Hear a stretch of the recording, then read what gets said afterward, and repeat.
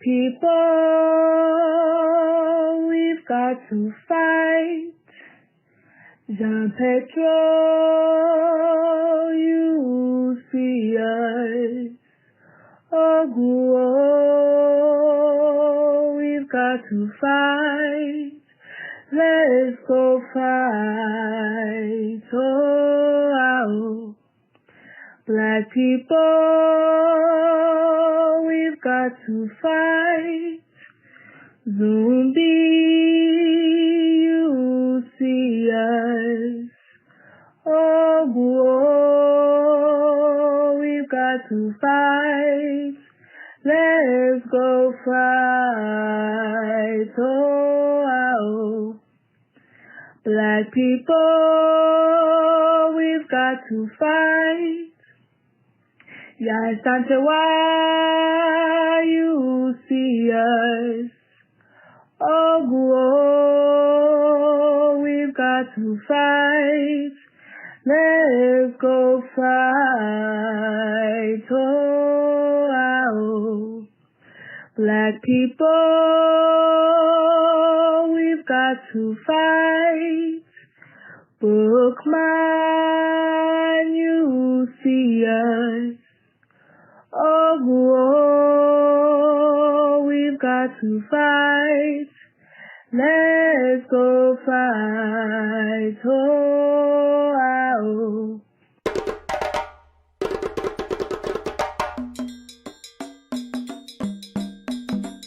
we have to have the courage to construct our own reality. And that's what Garvey was talking about. Because he said he looked around, he didn't see what he thought should be there, and so what did he do? He didn't get depressed about it. He didn't get defeated about it. He said, I'm gonna build the government that we need to have. Ooh, where do you get that kind of boldness from?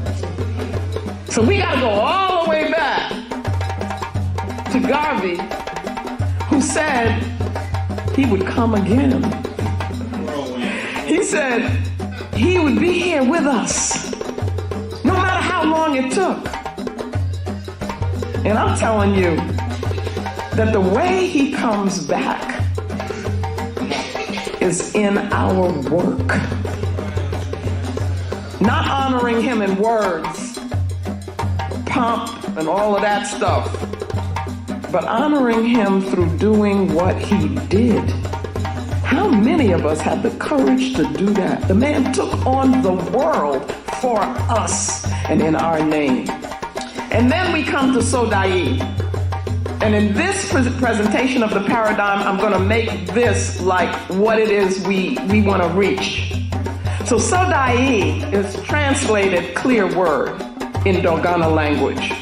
And I use it to mean that here we gain understanding. This is sight with understanding.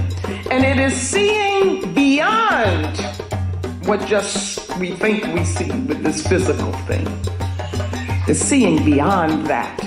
And so we gain vision, because that's what vision is. With vision, you've got to be able to use the imagination informed by the African spirit.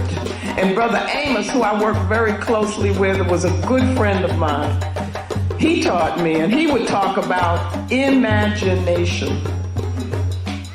Image a nation. Do you see? But that's got to be part of vision. To be a visionary, you got to see beyond this box here. You got to see beyond the ma'afa. You got to see what is it that our people rightfully should have, and that's what Garvey did. Garvey had a vision.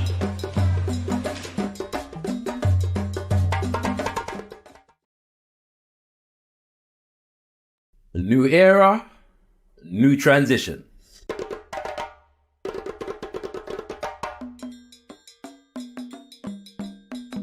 Greetings, this is ShakaRa, and it's been an honor serving you as director of Got Kush TV. Over the past few years, we've brought you the pilot of the Black Root Economic Show, many seasons of Wordsmith, The Insight, and the ever popular Decipher.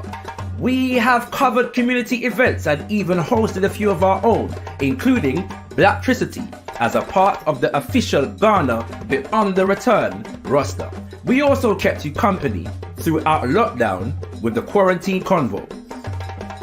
After a brief hiatus, we came back with our regular weekly interactive live show, Zivanai, keeping you up to date with current events around the black world, from UK to Senegal to Haiti and beyond. It is our aim to continue to develop as a premier black media institution, and for that reason, we have a special announcement. Introducing Kimbunga Media. Between the 10th of June and the 17th of Mosiah, August, we will be transitioning to a new name and institution, Kimbunga Media. In the beautiful Kiswahili language, Kimbunga means whirlwind. Look for me in a whirlwind or a storm. Look for me all around you. For with God's grace, I shall come back with countless millions of black men and women who have died in America, those who have died in the West Indies, and those who have died in Africa, to aid you in the fight for liberty, freedom, and rights. Our name symbolizes our aim to take the media landscape by storm, developing high quality, impactful, geopolitical and cultural content aimed at empowering African people, bringing knowledge, information, inspiration and analysis from an unapologetically Pan-African, universal African nationalist and African-centered perspective. So, what can you expect? We are gradually developing a full spectrum of flagship shows and presenters, but in the immediate right here now, over the next couple years, we have two major aims in bringing you our flagship shows. One, the return of Kush Communiversity, bringing you high-level scholarship in all areas of people activity, featuring luminaries from across the black world.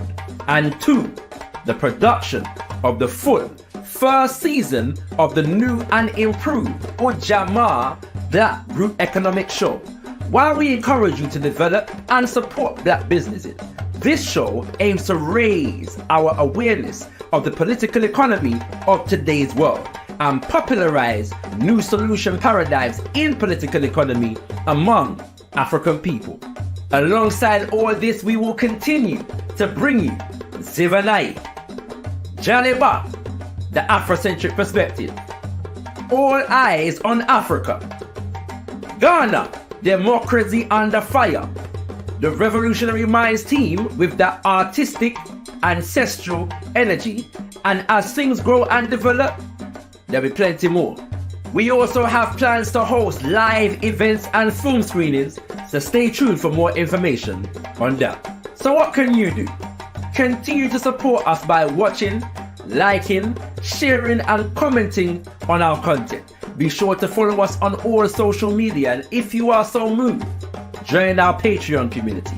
We'll be sharing flagship shows exclusively with our Patreon community before general release and granting you discounts to events and future screenings. Right now, if you become a Patreon, you will have access to the pilot for the Black Group Economic Show and all installments of last year's Black History Month series, Sankofa, The Future of Black History. At some point, we'll be engaging in community crowdfunding towards the production of the new and improved Ujamaa Black Group Economic Show, complete with offerings and perks for those who choose to invest in us. Look out for the launch, and we thank you in advance for your support. Any questions, feel free to hit us up in the comment section and we'll be sure to address. We look forward to you joining us for this new phase of our development. Stay tuned as we bring you Kimbunga Media. Drums of Mosiah on the 17th of Mosiah, August. We join the international call together with Africans around the world in honor of the birthday of the most honorable Marcus Mosiah Garvey. Bring your drums, your shekere, agogo, umbira, your balafon, all percussion, and huna on a drum. Bring your dancing feet and join us as we raise the vibration in honor of our ancestors. Taking place on Saturday, the 17th of Mosiah, August, from 5 p.m. at Winrush Square, Brixton, SW2 1JQ. Drums of Mosiah. This is an event not to be missed.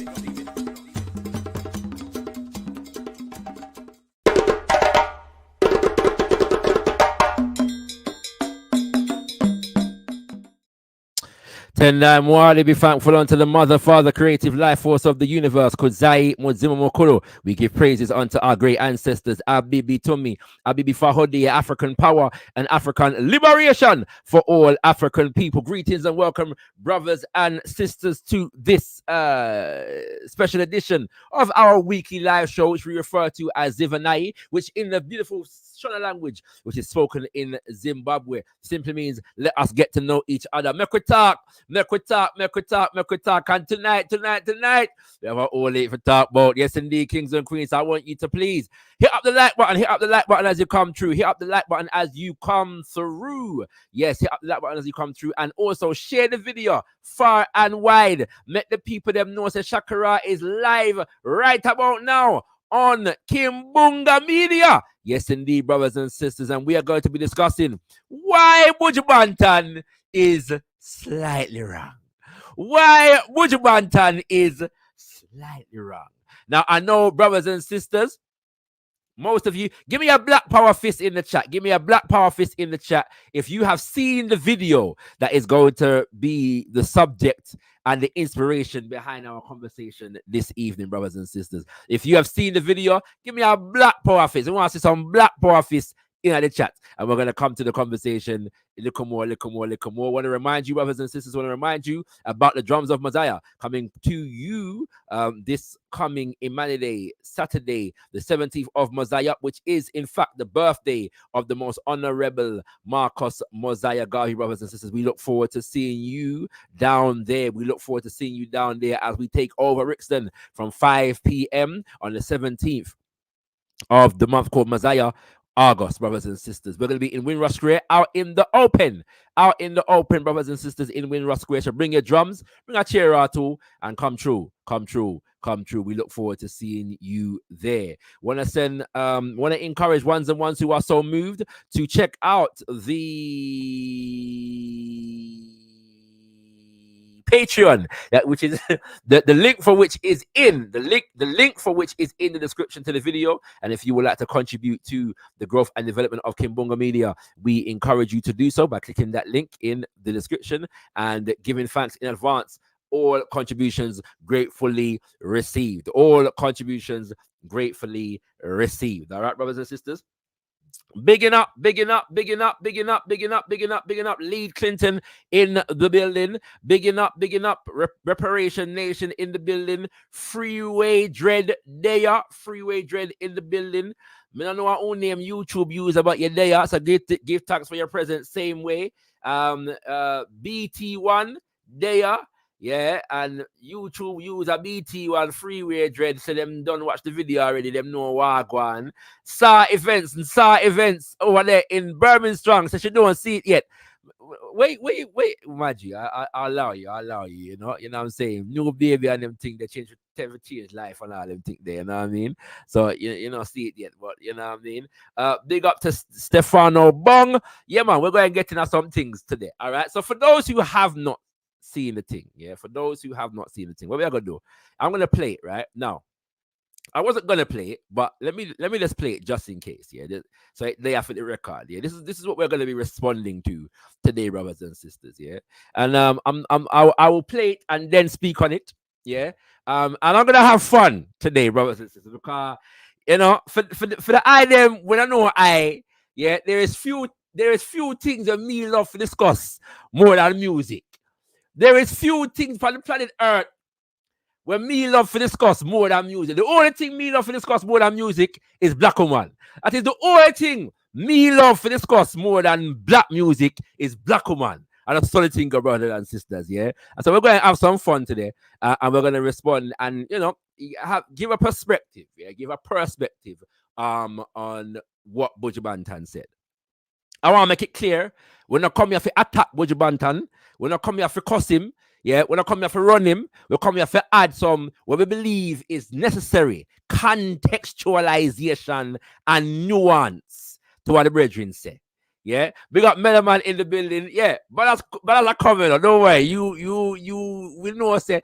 And when we do the balance show, we are going to specially dedicate it to Meloman. Yeah, the balance thing right here now is specially dedicated to Meloman.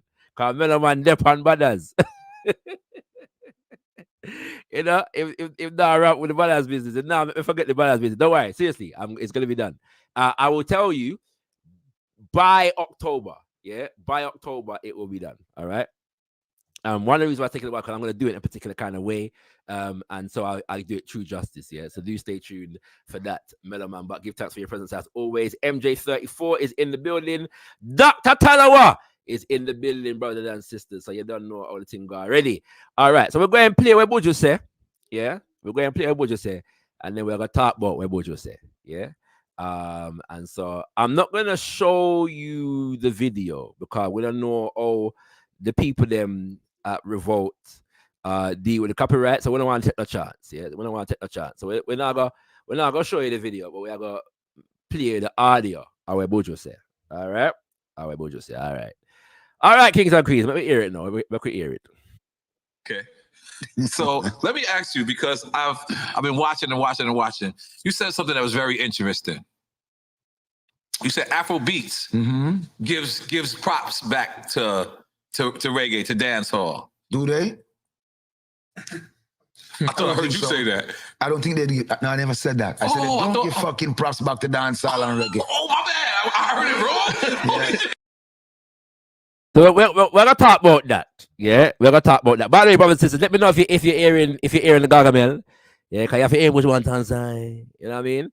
So let me know if you can hear Gargamel good. I want to make sure you can hear what Gargamel I say. All right. So yeah, we're gonna address that. Do Afrobeats artists give props to reggae dancehall? We want to address that subject there. Yeah. All right. We could go forward with the movements. Now you really dyslexic. Yeah. My bad. I thought I heard it the other way around. But then I heard you say, because I heard you say Afrobeats. I thought I heard you say that the Afrobeats, like, pay homage. The greatest musician out of Africa was Fela Kuti. Yeah. Fela Kuti. Lucky Dube from South Africa. We had Salif Keita. We have Youssou N'Dour. We have Baba Mal. Now, no one wanted to go beyond the pale of what those brothers was doing. I went to Africa in 1991 and I spent like 3 weeks. Pause for a second because I'm named ShakaRa, and when the name Fela Kuti mentioned, when you mention the name Fela Kuti, we have to just hold on there and just pause for a little piece and just pay homage. Yeah, I am if you don't know, for those who don't know, anybody will know, I can tell you. Yeah, so when it comes to Fela Kuti, yeah, I'm a disciple of disciples. I am a disciple among disciples of the man with name Fela and Nicola Kuti. All right, so we want to harmonize with Buju Banton when him said that. And every name we mention is very, very serious. All right. So we want to just pause and just pay homage to them ancestor and elder them. And yeah, we could go forward. Constantly at the universities, under baobab trees, in Kenya, educating people from Ghana, all over the continent about reggae music and dancehall. But I was happy when they came to their senses to realize that music is the bridge that's going to connect us. But what I was disappointed in, they didn't try to connect with Jamaica the Roots. They connect with everyone else except us. And you talking about Afrobeats? Yes. Okay, continue. Sorry. So they connected with everyone else except us. But when we look at what they're doing, their music is not free in Africa. It's for cray.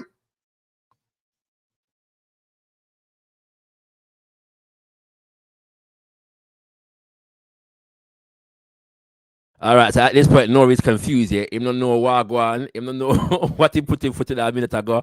You know what I'm saying? But, yeah, we're going to address that too. Yeah, we're going to look upon the extent to which the music is and is not free in Africa. And why, why that is the case, right? So if you follow me on like Instagram or follow Kimbunga Media on Instagram, you would have heard me put out a video where I said it requires nuance and contextualization.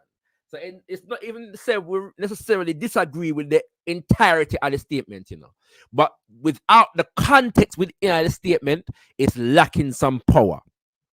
And it's lacking some functionality in terms of what we are going to do about it. Yeah. And so we want to highlight that point there and go forward a little more. I didn't know what to say. The music need to free Africa. If I am all the way in Jamaica and my country and my people fight for free your continent with word, sound, and power, and you have the ability now, and all you're singing is fuckery. You don't sing a song to free Africa all now. Well, need them bringing this to the forefront of your mind, but we desire more from them.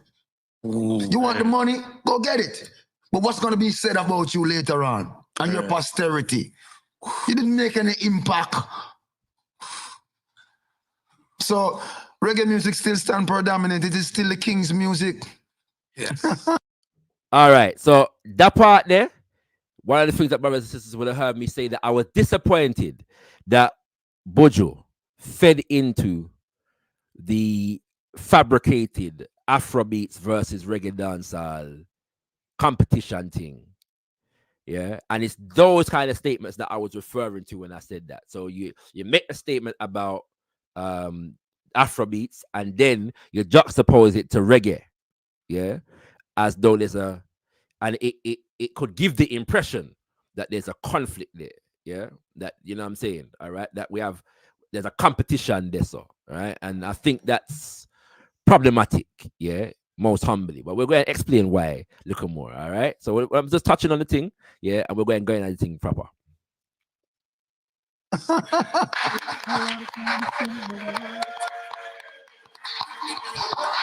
I can honestly say I wasn't ready.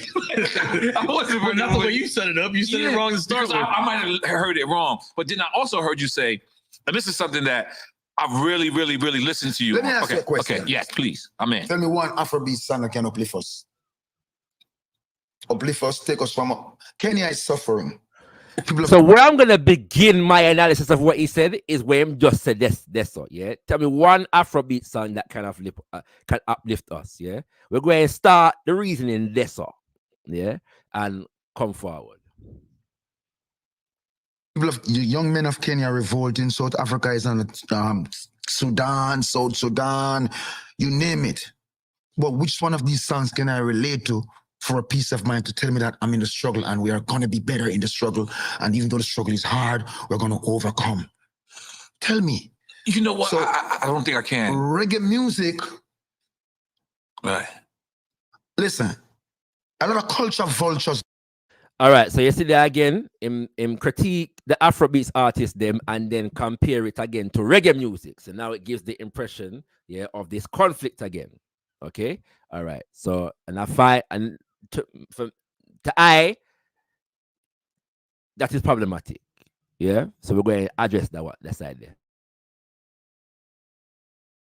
Out there, we have sat and we have watched reggaeton taking reggae music. I was going there. I was going there. Let's finish with Afrobeats and then let's go to reggaeton. Today, I'm not going to focus on the reggaeton side of things, partly because my knowledge of it is far less than my knowledge of it in relation to Afrobeats, reggae, and dancehall, and secondly because there's a very specific issue to do with certain lawsuits where reggaeton is concerned, yeah, and the issue of intellectual property, which is beyond the scope of our conversation today. So we're now going to focus on the reggaeton piece too tough. All right, okay. With our music so hard and stolen our culture. I'm not knocking nobody, but you don't give us no respect, motherfuckers. And you still expect us to kowtow and act like we take something from you? This is the king's music. Your music shall come and it shall go, because it has nothing to do with soul. It has nothing to do with building energy. Our music is time marker. You can remember when you went on your first date, when you had your first sex, when you marry your wife, when you go to the first dance. It's time marker, because it's the king's music. Yes. You can remember when you're happy. You can remember when you're sad. Yes. You can remember all the things, because there's a music to mark that time period. Right. But everyone wants to take from reggae. You want to ostracize us, underpay us. Let's just stick on Afrobeats for a second. That is direct from reggae though, No. right? No. Really? Afrobeat is from Africa, but the influence, you know what I mean? But, what he's gonna say there is that there's an influence, from reggae dancehall, which is factual, There, and we're gonna look at that in terms of the statement that he made in relation to whether the Afrobeats artists give props, all right. I'm sure that the Afrobeat artists would say to you, "Oh, Afrobeat has nothing to do with Jamaica," and we'll say to them, "Our music has everything to do with Africa. Right. We don't dichotomize. We don't separate ourselves from Africa. No point, no time, no day, because the drum in our music is what speaks to our soul. I think the drum in your music speaks to your soul. But what are you saying? It's important for you to. It's easy for you to have anybody to listen to you. Right. Just don't get that wrong." Right. But what do you have to say to them? There's the hard part. I was thinking about Joanne. I was like, that's not uplifting. All right, kings and queens, we're gonna stop it there, so Now the last part of what he said, man, I 100% agree with in terms of the music come from Africa, and it's easy to get somebody to listen to you, but what do you have to tell them? All right, let me start, Yasso. Nobody will watch and I listen me right here now can claim for love Buju Banton more than me. I want you to just know that straight up. None of you know where I watch. Unless you name Buju mother, father, Pickney, or something stay so. None of you know where I watch can claim for love Buju Banton more than me. Me telling you that straight. No joke, no hyperbole. Buju Banton has made some of the most impactful music of my life. Buju Banton. If I was to ask my father, who is your favorite reggae artist? Of like my generation. When I say that, what I mean is not to say that Buju is my generation, but the music of my generation. Him will tell you Buju Banton. My father loved not just the music of Buju Banton, but the spirit and the energy of Buju Banton. My father meet Buju Banton in an airport one time, and gave him the newspaper of the Al-Qaeda revivalist movement, the Whirlwind newspaper, which was publishing at the time. And Buju Banton see my father, I read the newspaper and say, "What? But this look like the works of Jah." And so my father gave the newspaper. So him have a Whirlwind newspaper. And as I said, brothers and sisters, I should remind you that today is the 13th of Messiah, the month of them called August. And the 13th of Messiah is the day on which the flag of the red, black, and green was designated as the African flag of nations in convention at the International Convention of the Negro Peoples of the World in 1920, brothers and sisters. So this is Flag Day. So I want to say happy Flag Day to all Africans and all universal African nationalists, that is to say Garveyites around the world. Red, black, and green, we say, we now beg no friend. All right? So we have fly the flag high today. Because Flag Day today. No, me say, can claim for love Buju Banton more than me. We have high levels of respect for Buju Banton. And we have to contextualize it in this way, because we know that we're there on a thing called social media, where people have to take things and spread negativity. So we don't want to spread no negativity around Buju Banton right here now. I want to just know that straight. Because Buju Banton a soldier in a army. A long time the fool them want we. Send a bag of fly for swarm we. What them couldn't arm we. Cause Stephen Marley don't come one way. Say Gargamel, take it calmly. So me move like a snake. System me at the earthquake. Them couldn't stop the dread coming no fake. Them lock me in a jail. Talk about them not give me no bail. Me and my friend Josie Whale, man, a soldier upon battlefield, man can't feel. Our style fresh while for them style steel. Them want we fi sink, but we ship just a sail. Go the Buju glide over shark and whale. Over evil, goodness must prevail.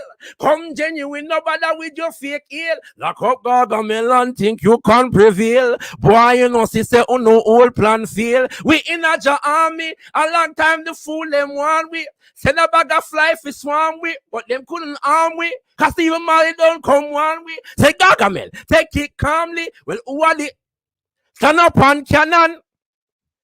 Only with one and Lion of Judah, conquering lion. Stand up on the wicked, them and show them who I am. So now say them bad, but make them know we have God. And if them have the snake, make them know we have the rod. And if them are poison, we are antidote.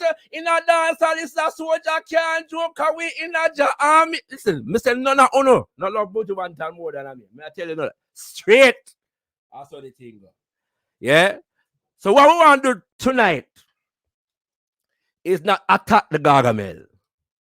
We don't want to crush and smash the Gargamel. What we want to do is add some context and little correction to what the Gargamel say. You know, see it? Yeah? That will happen tonight. All right? Soldier in a John army. A long time to fool them. One way. All right? So, I want to begin here, so. When I was in our mid to late teens, yeah, me and my cousin Adisa, we start going some Nigeria independence dance, some Ghana independence dance, and one time we go Miss Ghana. Lord of mercy, Miss Ghana was a very fantastic occasion. Wall-to-wall magnificence in the place. It was beautiful, you know. Just Lord of mercy. Oh gosh, yeah. So, them time they know this vibration, what them call hip life, yeah, and these things were starting to proliferate, and various different genres of West African music in particular were becoming more and more popular, yeah, and so because now we did start listening some of them tune there and go out some of them dance there, we started to learn more about the music. And like I said, there's few things me love more than black music, you know. Yeah. You know what I mean? Few things me love more than black music. All right. And so we're not love to stay up on the surface of these things. We're like for going at the depth of the movements. Yeah. And as I said to you, I grew up listening to Fela Kuti music. Yeah. So gravitated towards certain sounds from early. There is probably no artist, yeah, like individual artist that I have listened to in life more than Fela and Nicola Pakuti. All right. And one of the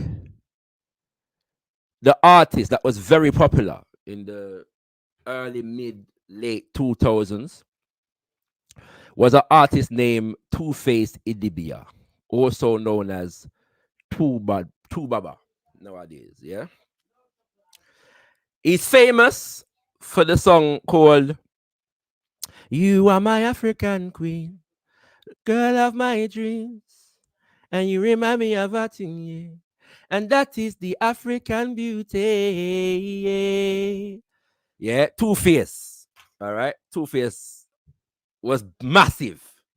Yeah, them time there. All right. But my favorite song from Two-Face, that was a big tune still, you know. Like, let's not get it twisted, yeah. African Queen was serious business, yeah. But my favorite tune from Two-Face was a song called "For Instance." Say I be the one where them give chance. Say I be the one where they make plans. For all man to benefit a be, to make me disagree and agree to create chance. But now I am not of importance. Because now I am looking from a distance. And that's why we give them a chance to do us and turn us to victims of circumstance. Them just, they ignore our existence. They create excuse and use excuse to make plans. Them no one knows that we they. Them they use this, they play. All we get is a pursuing glance. Anytime we stand for resistance, when them in the act of exploitance, A beast that we're living in a trance, Lord. Oh my God. Oh lordy, yeah. Right? So that's my favorite tune from Two-Face. Yeah. And obviously, you can hear in the lyrics where I must say. Yes. That tune come out must around 2005, 2006. Around them style. Yeah. And obviously, you can hear in the lyrics that he's addressing the geopolitical situation in Nigeria, which is where I'm coming from at that time. For instance, if you don't know that tune, yeah, Two-Face or Two Baba, literally the number 2, BABA, and you will find that song, for instance, by Two-Face or Two Baba. Yeah, that was my favorite tune. Around the same time, there was a artist from Ghana named Miss Bell.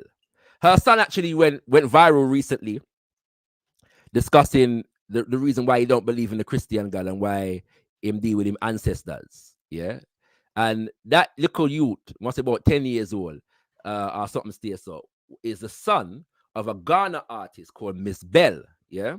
And she had a song around the same time called 16 years. I be 16, oh, I gotta be like this, so if you touch my thing, oh, I go tell mommy, oh. Yeah. No, it was a very happy-go-lucky song, but dealing with a significant social issue. Yeah.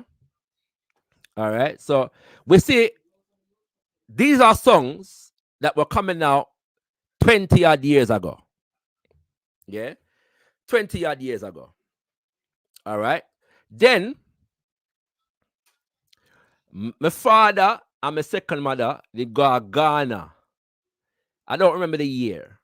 Yeah, but it wasn't far off them time, yeah. And them come back, and we just said to them, you know, when them ask you what you want when you go to Ghana. So obviously, we said to them, we want some music. So they came back with this CD. Yeah. And this CD is the album called Yefri Tuabodom. Yeah, Yefri Tuabodom in tree means we come from Tuabodom. Yeah, big album, right? And the group called Nkase. And they were popular at the time when Mama Kai come on and tell me, say, the whole of Ghana play that tune. Yeah, the whole of Ghana play that tune. Yeah, fruit to abadom, be capital town, chini, ben kokumasi jo, be kodi, congressy, big tune. Yeah, big tune. All right. But they sing, yeah, more or less exclusively in tree. All right. But when you listen the music, there's a song on there called Bibini Wiasi. Yeah. And Bibini means black people or African people. Wiase is like the world. Yeah. So loosely translated, it means the black world, yeah, or the African world. And when you like you get a vibes on certain songs, and then I've been able to have the benefit of brothers and sisters who speak tree translate certain things, and you realize that in amongst the dance tune them and the woman tune them, because them have that too, there are some songs where they're dealing with social political issues. Yeah. All right. So I'm just highlighting this. Yeah. Nkase. All right. Yefri Tuabodom, the album name. Yeah. All right. And then arguably, the biggest, yes, the single biggest song from West Africa that came out during this period did not come from Ghana or Nigeria. Who can tell me who the group is? Let's see if anybody knows the group. I'm saying, in my humble estimation, and yes, Dr. Talawa, for those who are not aware, Nkase, yeah, the group is no longer together, but the two members of the group are still doing stuff. But yeah, that's Nkase, and unfortunately, you can't get this album digitally at the moment. So yeah, so good thing we have the CD. So that's why I go for have CD, brothers and sisters. All right. So yeah, Nkase, yeah. Where was I? So who can name the group that I am saying had the single biggest song coming out of West Africa in the early to mid 2000s? Yeah. All right. One person got it. You get me? Who can tell me the name of the group? Who can tell me the name of the group? I want to know. All right. And Who can tell me the name of the song? This was the biggest tune. Yeah? Biggest tune. Listen, I want to guitar to Magic System, because, yeah, man. See, like I said, I was going to Ghana independence and Nigeria independence. I miss Ghana. X amount of serious dance me have with the black woman at them place there, To that tune, Serious business. Serious business. Oh, yeah. All right. Nobody else don't see to have it. Yeah. Okay. So Heru have it. Yeah. The group name Magic System. Yeah. And the song is called Premier Gao. Yeah. Premier Gao. I can't remember. I can't come out. My French not good. So Nepa Gao. Yeah. Right. Big tune. Yeah. You know what I'm saying? That was tearing up clubs all over the world around them time there. All right. But what brothers and sisters may not be aware of is the fact, in fact, let me just bring up this thing first and foremost. I'm going to bring up two things for Uno to explain who Magic System is. So Magic System is a group that comes from Cote d'Ivoire, Ivory Coast. Yeah. And we're going to share something with Uno about Magic System. Yeah. All right. Magic System is an Ivorian Zouglou, Zouglou and Copa de Cal music group formed in 1996 in Abidjan, Ivory Coast. When it was created, the group had more than 50 members, the best known of whom today is Asalfo, Good, Tino, and Mananja. The sounds draw from Zouglou, ignited the African scene for more than a decade. Their songs are also used to denounce unhappiness and all forms of abuse in Ivorian society. Yes, their songs are used to denounce all forms of abuse in Ivorian society. This is important because this Zouglou movement and Magic System were essential components to the popularization of what we're today calling Afrobeats. Yeah? So for them music was being played alongside the music from Ghana and the music from Nigeria in the dance at this time. And all of this was contributing into a rise. And at one point, the term Afrobeats wasn't even used in relation to this music. Yeah? All right. Some people was calling it Afro pop, and then you have the for those who knew the indigenous names on the ground. Yeah. But what is Zouglou, brothers and sisters? So we see say, and because like I said, me not like for us going on one Premier Gao was a big tune. Yeah. And so I had the album that that song was on, and the album that they released prior to that, which you can't find again on your streaming platforms at the moment, but there is a full of it on YouTube. The full album is on YouTube. I can't remember the name of the album. I'll find out in a sec, brothers and sisters. Yeah, but when you're listening to the albums, again, we not speak French, and they sing mostly in French and some of the what I assume to be some of the indigenous languages in Cote d'Ivoire. But you get a vibes every now and then, and you hear certain thing, but you realize they're speaking a social message. Yeah, even before I knew what Zouglou was, I understood that some of these songs that they're saying some things, in these songs, and so let's look at what Zouglou is. All right, Zouglou is a dance-oriented style of music originated from Ivory Coast. During the mid 1990s, it started with students from a college at Gagnoa, drawing on elements of other styles of music. Zouglou recounts various social realities experienced by Ivorian youth and carries messages, sometimes humorous, sometimes political, or often delivers advice on life. It has since spread elsewhere, including to Burkina Faso, Cameroon, and Gabon. Yeah, so this is quite a big phenomena across the French-speaking nations in West Africa. Yes, that we of the English-speaking world may not have tapped into as much because we not speak French. All right, and their broken French is obviously, for the most part, inaccessible to us. But the point I'm making is that during this time, not only the groups, but there's a whole movement a musical movement that is dedicated in West Africa to speaking on social political realities among the young people them at that time. Yeah. But who want to understand when me I say? Yes.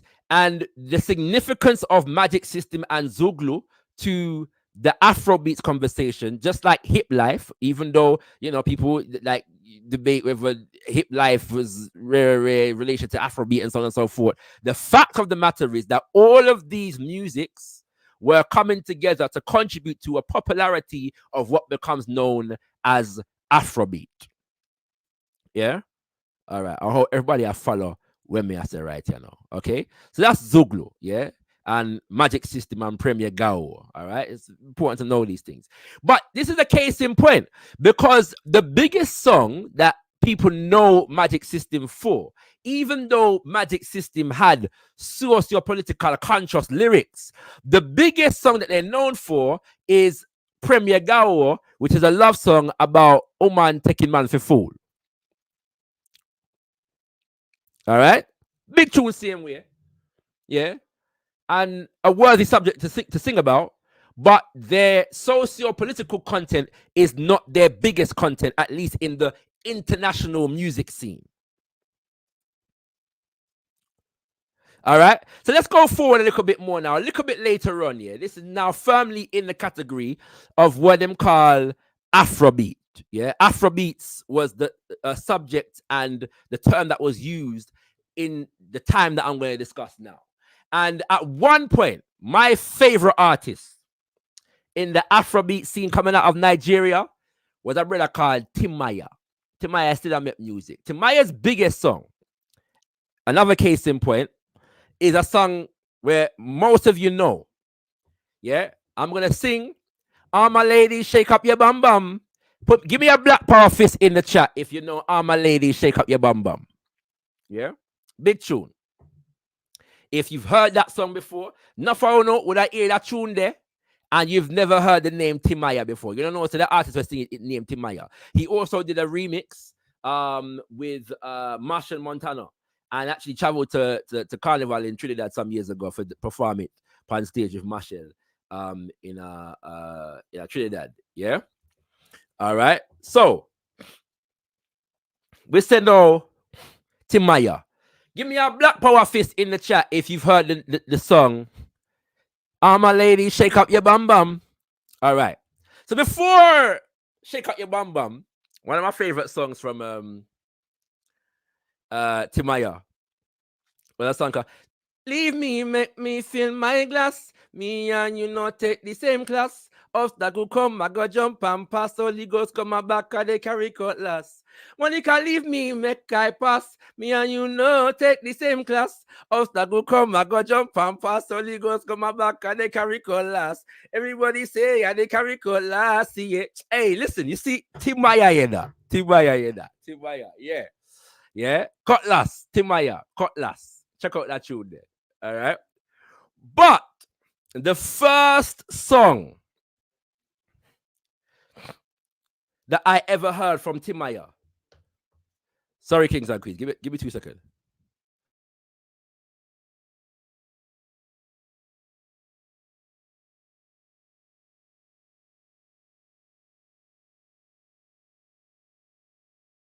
Sorry, Kings and Queens.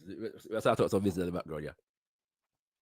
The first song that I ever heard from Timaya that made me fall in love with Timaya music. Him said, Nigeria now be my country, now Bayelsa now my state, yo. This in a reality where living happen for Bayelsa, oh. 1999, yo, I swear I no go forget them, oh. When them kill the people, oh, and they make the children them orphans, oh. Every time I they think, oh, what are they come from my eyes, yo. Some people say make I leave am, but I say me I must talk am. I say them don't kill them, mama, them don't kill them, papa, I say they don't kill them, mama, them, papa, them, mama, them, papa, them, mama, I say them don't kill them, mama, them, papa, them, mama, waiting we go do you. What's he talking about? Timaya, Dem Mama is the name of the song. Dem Mama also becomes the name of his record label and the collective behind his record label. Timaya, Dem Mama. What is he talking about? Yeah, what is he talking about? Let's look at what Timaya is talking about. Nigeria na be my country na Bayelsa na my state yo. Nigeria is my country. Bayelsa is my state. He comes from a state in Nigeria called Bayelsa. This in a reality where living happen for Bayelsa. Oh.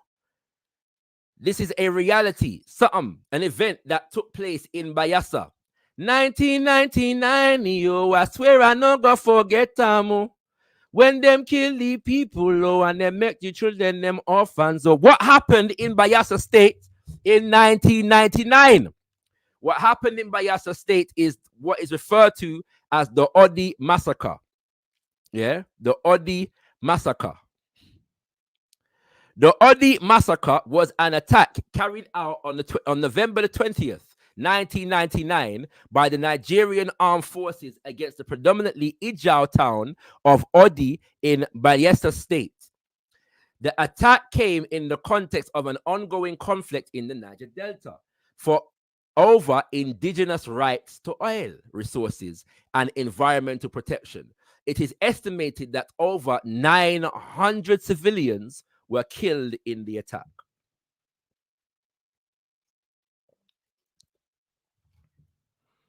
Every time I think, what are they come from my eyes, yo? Some people say make I leave more, but I say me I must talk more. I say they don't kill them, mama, they don't kill them, papa, eh.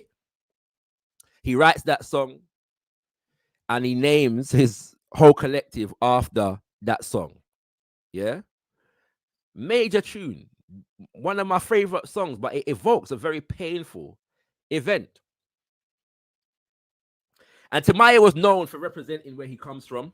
Yeah, and it will be true to say that in later years, in and around the Shake Up Your Bum Bum or My Lady Shake Up Your Bum Bum era, a lot of people began to criticize Timaya for no longer singing and creating the music like Dem Mama anymore.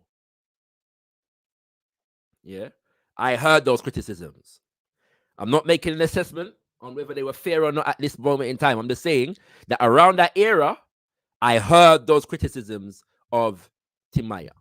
Yeah, I want to follow the flow of the conversation when we are bring right here now.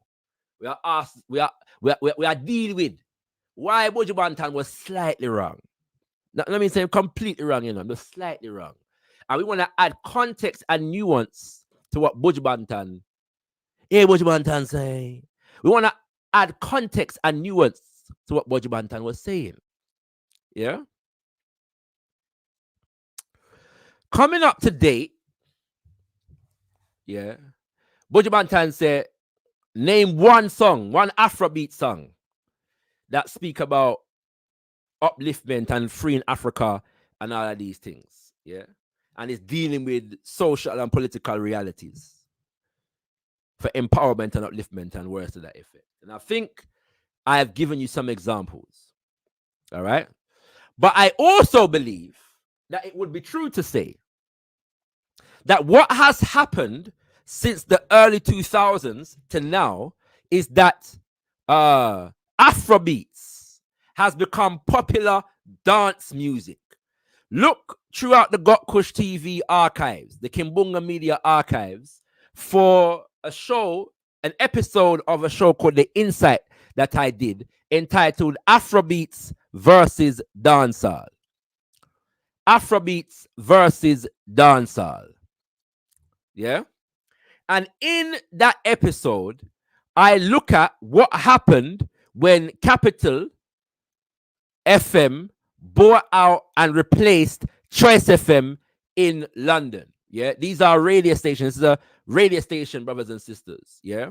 In London, UK. And Choice FM, for those who are not aware, because we have an international audience, so we have to explain that Choice FM was the only black-led radio station, yes, in London that specialized in playing black music. And a little over a decade ago, it was bought out by Capital FM, which is basically a mainstream white-owned radio station. And one of the things that they did when they took over Trace FM and changed it to Capital Extra was remove all of the reggae dedicated shows, all of the soca dedicated shows. They maintained the Afrobeat show. Now, Trace FM had an Afrobeat show, a few reggae shows, at least one Martin J soca show, and different shows that played all kind of different genres. Would play, you know, all the different genres throughout that drive time and all them things. You get a mix of all of these things. Yeah. DJ Abranti was the Afrobeat show, and then you had various different reggae DJs and so on. But they removed. Now, it wasn't that no reggae dance was being played, but there was no specialist shows for it anymore. And because Capital Extra, as they put it then, was specializing in dance music, and Afrobeats was considered to be a dance music. And from that time until now, the industry created and fabricated a dynamic in which black music genres were fighting for space in the so-called mainstream. Yeah? And because Afrobeats was given that pride of place within the mainstream in that moment, Afrobeats became the target for replacement of other genres of black music. From that time till now, brothers and sisters, yeah, Afrobeats has been pitted against every form of black music that operates on an international level. So at that time, it was them take with the reggae music and replace it with Afrobeat. Yeah. Little after that, you start here say Afrobeat is taking over carnival and replacing soca music. Couple years ago, it was record companies in the United States of America are no longer looking for hip-hop acts. They're looking for Afrobeats acts. Every so often, there is some story that pits some other form of black music against Afrobeats. Yeah? I've watched this thing. I've paid close attention to it. And those of you who follow me on social media know that I've spoken out on it many times. Nah beg, no friend. Yeah? But what has happened, brothers and sisters, is that Afrobeats has become popular pop music. And so the frequency of the geopolitical and social content has waned. Why? Because Afrobeats is now catering towards achieving success on the international market. The international music industry, an industry that is dominated and controlled by Britain, so I should say Europe and America. And what plays in the American and European market is not socio-political commentary, nuance, context. When the Gargamel, Buju Banton, says they must sing Bear Efri, what songs are they singing that is designed to uplift the people? It is necessary, given the history that I have just laid out, to contextualize that in the context of the demands of the international. You know when I knew that the thing it gone and now come back? There was an artist, there is an artist, I said was because we ain't heard nothing from him for a while, called The Bunch. And he had a monster hit. He had songs before this, but he had a monster hit with a song and a dance called Oliver Twist. And soon after that song came out, the band signed.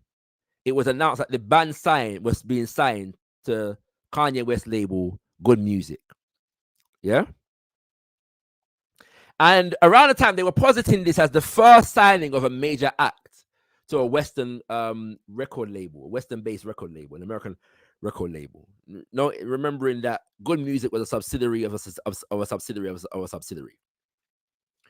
So I knew at that moment that was the changing of the guard. Before that, you started to notice that the man them in the videos of wearing more westernized clothes, Versace and them kind of things there. You know it's going in a certain direction. Yeah. The point I am making is that dynamic is not exclusive to Afrobeat. That practically every genre of black music has met the same fate.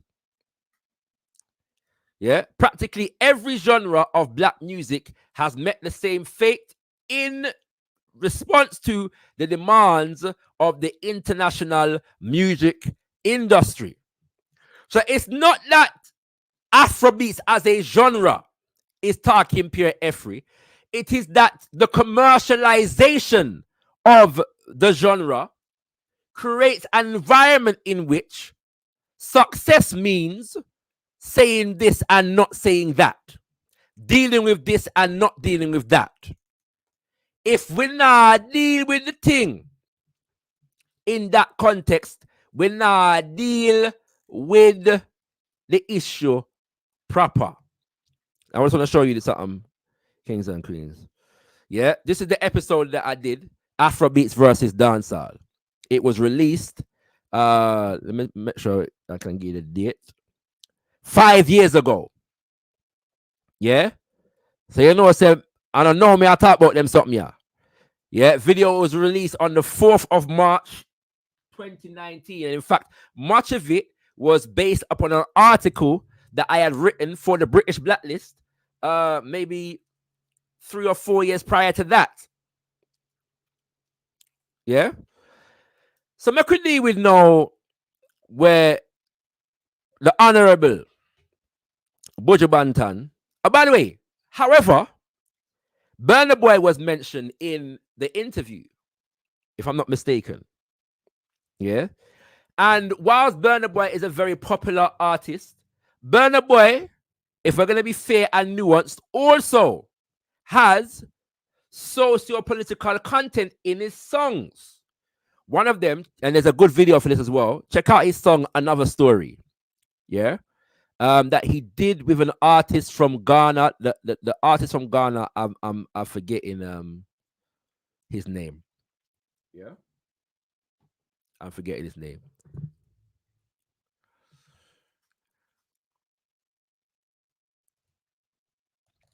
But Another Story is an excellent and powerful song with an excellent and powerful video dealing with the political situation in Nigeria. And it actually begins with a snippet from a documentary that goes through the Nigerian political landscape from independence up until now. It's about a 5-hour documentary. Yeah. One of my favorite songs from Burna Boy is called Collateral Damage. Yeah. Ambassador got the chop, and governor got the chop, and president got the chop. When them say make you jump, we go jump. Yeah. Collateral Damage. Another socio-political song in Burna Boy's catalog. There's another artist who is far less well known in as far as popular, like international music is concerned, but those who know.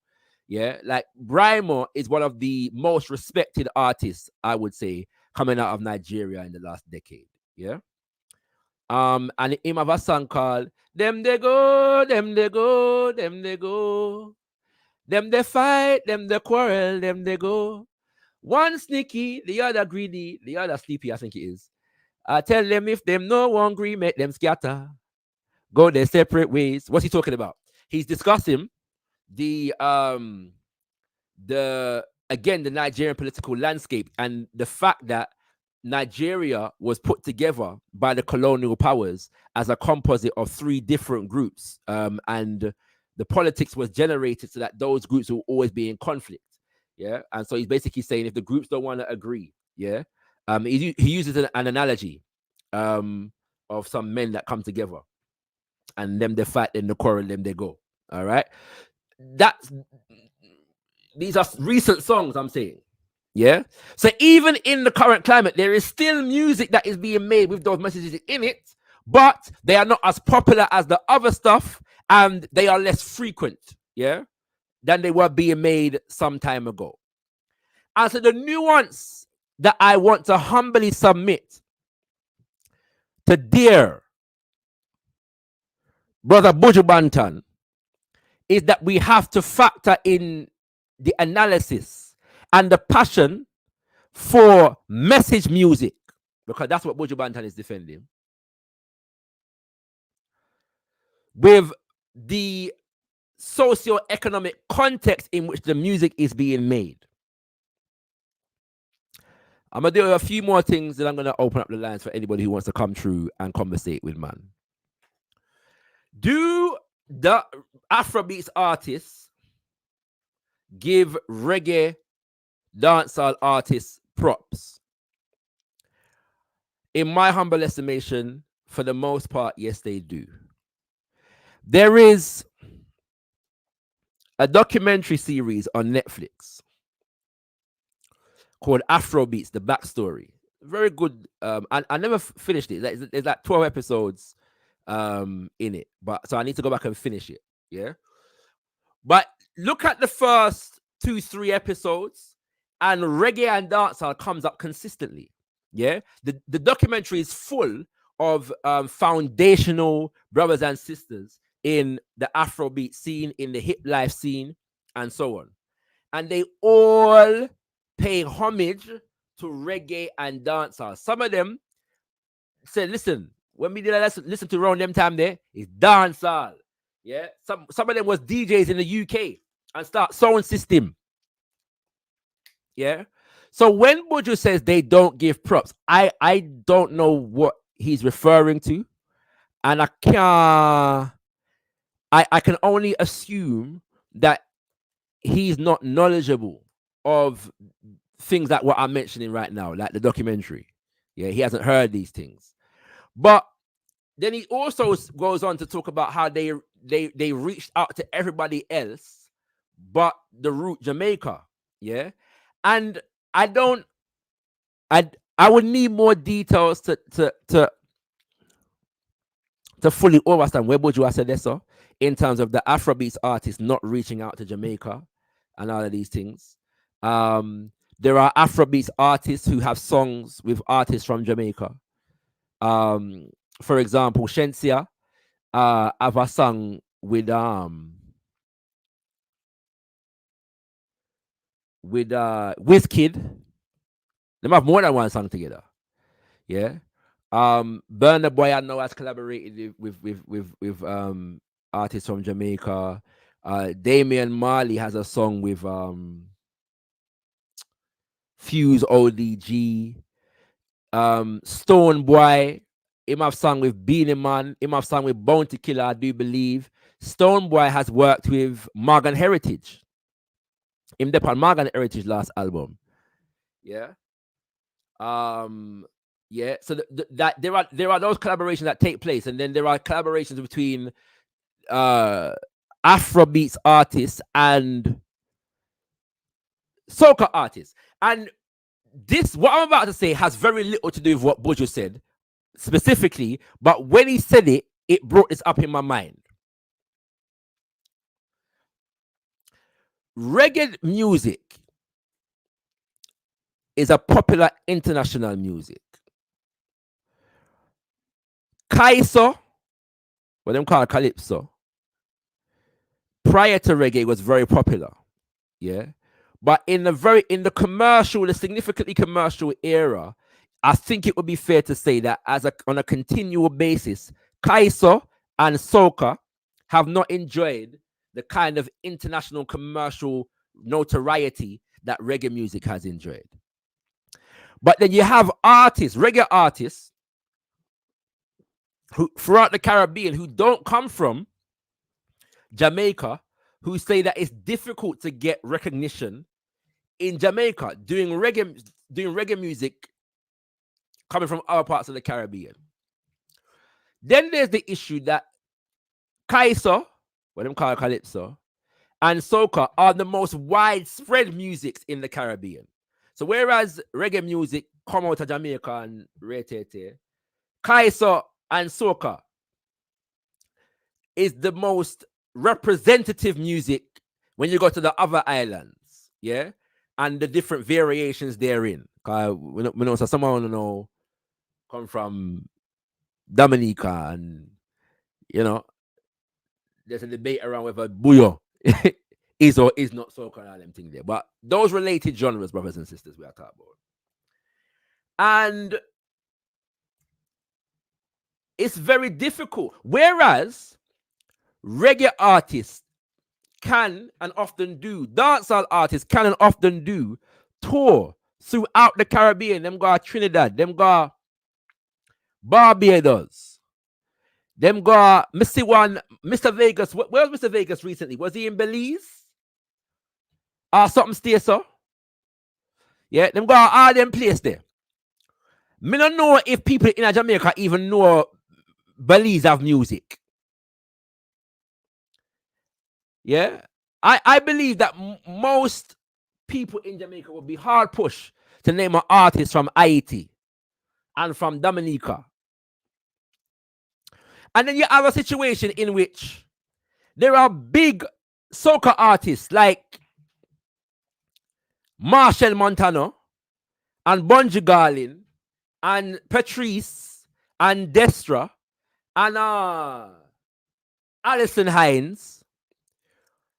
And Jamaica has some of the biggest stage shows throughout the Caribbean region, and none of these artists have ever performed. I thought, yeah, that at least I think maybe Destra or Patrice had performed on Sumfest. Sumfest is the biggest reggae show in Jamaica. Take place in July every year. And they have an international night. Yeah, night one is night one is dancehall night. Night two is international night. Yeah, so there's usually a big artist from usually the States that comes over on international night. Yeah, but international night doesn't seem to include soca artists, not even soca artists that have that carry a significant influence from reggae dancehall in their music, like Bunji Garlin. Bunji Garlin would tear down any stage show throughout Jamaica. But Bunji Garlin has never featured on Sting when it was around, Sumfest, Rebel Salute. I would say those are the three biggest shows that are coming out of Jamaica in recent years. Yeah?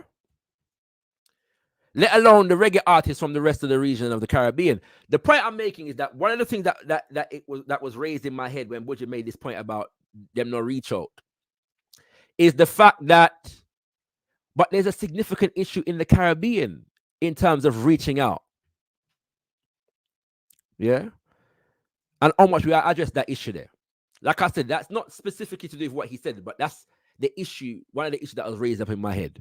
At the same time, as well as the artists that have done work together, artists like Shatta Wale, dancehall king of the old Ghana, artists like Stone Boy, those two are from Ghana, artists like Pato Rankin from Nigeria, them come to Jamaica and are connected. They performed at Sumfest and Rebel Salute. Bobby Wine from Uganda. Yeah. And these are all artists that have a significant reggae dancehall influence. Bobby Wine does straight dancehall music, reggae music. Pato Rankin, Shatta Wale, and Stone Boy do dancehall, but specifically they do what's called Afro dancehall. So it's a merger between Afrobeats and dancehall music. And they always give props to reggae dancehall. And they have come to Jamaica. yeah, as well as more dancehall artists have been traveling to Africa recently. Some years ago, and I mentioned this in the Insight episode, Afrobeats versus dancehall. Busy signal go to Gambia, and me say 60,000 people come out to the show for the busy signal alone.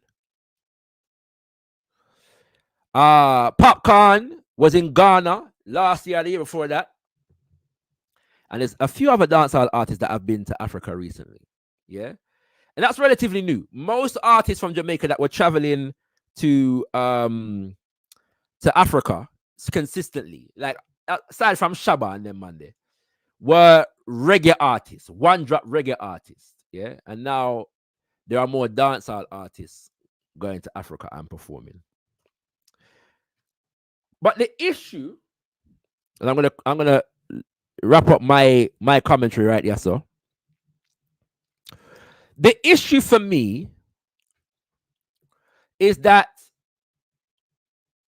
a lot of this is being regulated by the Euro-American market, the Euro-American music market, the Euro-American music industry. And often we are looking at each other via the lens of the Euro-American music industry. And sometimes we are vying for position and recognition and space and competing with each other for space in that industry as though only one of us can really exist in there. And that's where the needless competition comes in. Because me not see Thames being compared to Taylor Swift as though only one of them can exist.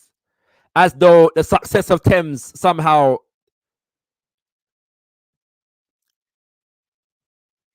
negatively impacts Taylor Swift. Yeah, me not see that. I'm not seeing Afrobeats juxtaposed to country and western, as though the popularity of Afrobeats somehow negatively impacts the viability of country and western. Me not see that. So I am saying that we have to be mindful of those dynamics, brothers and sisters, when we are speaking on them, so as not to fuel unnecessary beef and dichotomy and competition between the artistic expressions of the African diaspora. There is no need for that. Finally, reggae is to dancehall what Afrobeat is to Afrobeats. Let me repeat myself. Reggae is to dancehall what Afrobeat is to Afrobeats. For all those who don't fully understand what I'm saying, Afrobeats with an S is considered to be the popular music that is dominating, what they call dance music nowadays. Burna Boy, that's Afrobeats with an S at the end. Afrobeat is Fela Kuti and those who are derived from Fela Kuti. Yeah? So Fela Kuti son them and a number of other Afrobeat artists who are still making music in the style that Fela Kuti created. Yeah, there's an artist in from Nigeria who's got a band, Afrobeat band. Can't remember his name. I'm gonna try to remember it. Yeah, but he's doing some revolutionary music.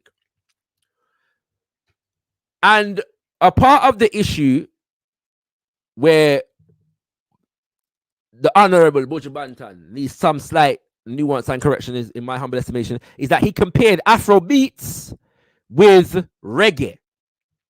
Yeah, so he said something about Afrobeats, and him said reggae music is the king's music. The more relevant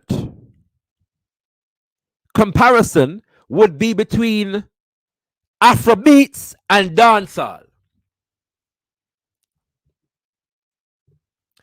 And if we make that comparison, we would see clearly that the analysis that the Honorable Buju Banton makes in relation to Afrobeats can be made in relation to dancehall, and that argument is increasingly becoming relevant in relation to dancehall. Look at dancehall right here now, because it's becoming more popular on the international scene again through certain artists. And ask yourself if socio-political commentary and uplifting music is carrying the swing in dancehall, or if it's the same frivolous, superficial, vulgar music that Buju Banton was identifying. And you know the thing, later on in the interview, Buju shared his experience of hip-hop in the 90s. And he stated, if he applied the analysis that he applied to hip-hop to Afrobeats, I wouldn't even be making this video because the context would be there. But he spoke about the fact that he saw them, the industry, trying to destroy the artists and kill the message of people like KRS-One and replace it with some other messages. I am saying, Honorable Gargamel Buju Banton, the same analysis that you applied to hip-hop in the interview with the utmost love and respect is the same analysis that must be applied to Afrobeats in this moment. And I don't disagree with the eye. I don't disagree with the eye in relation to the fact that the impact of the commercial industry on the music is that it produces artists when 9 times out of 10 are produced and a chat about every. That is a reality. But if we're going to address that reality, we have to address the context. And the context is that we have not created a market and an industry of our own that does not rely on the dictates of the white Western music machine.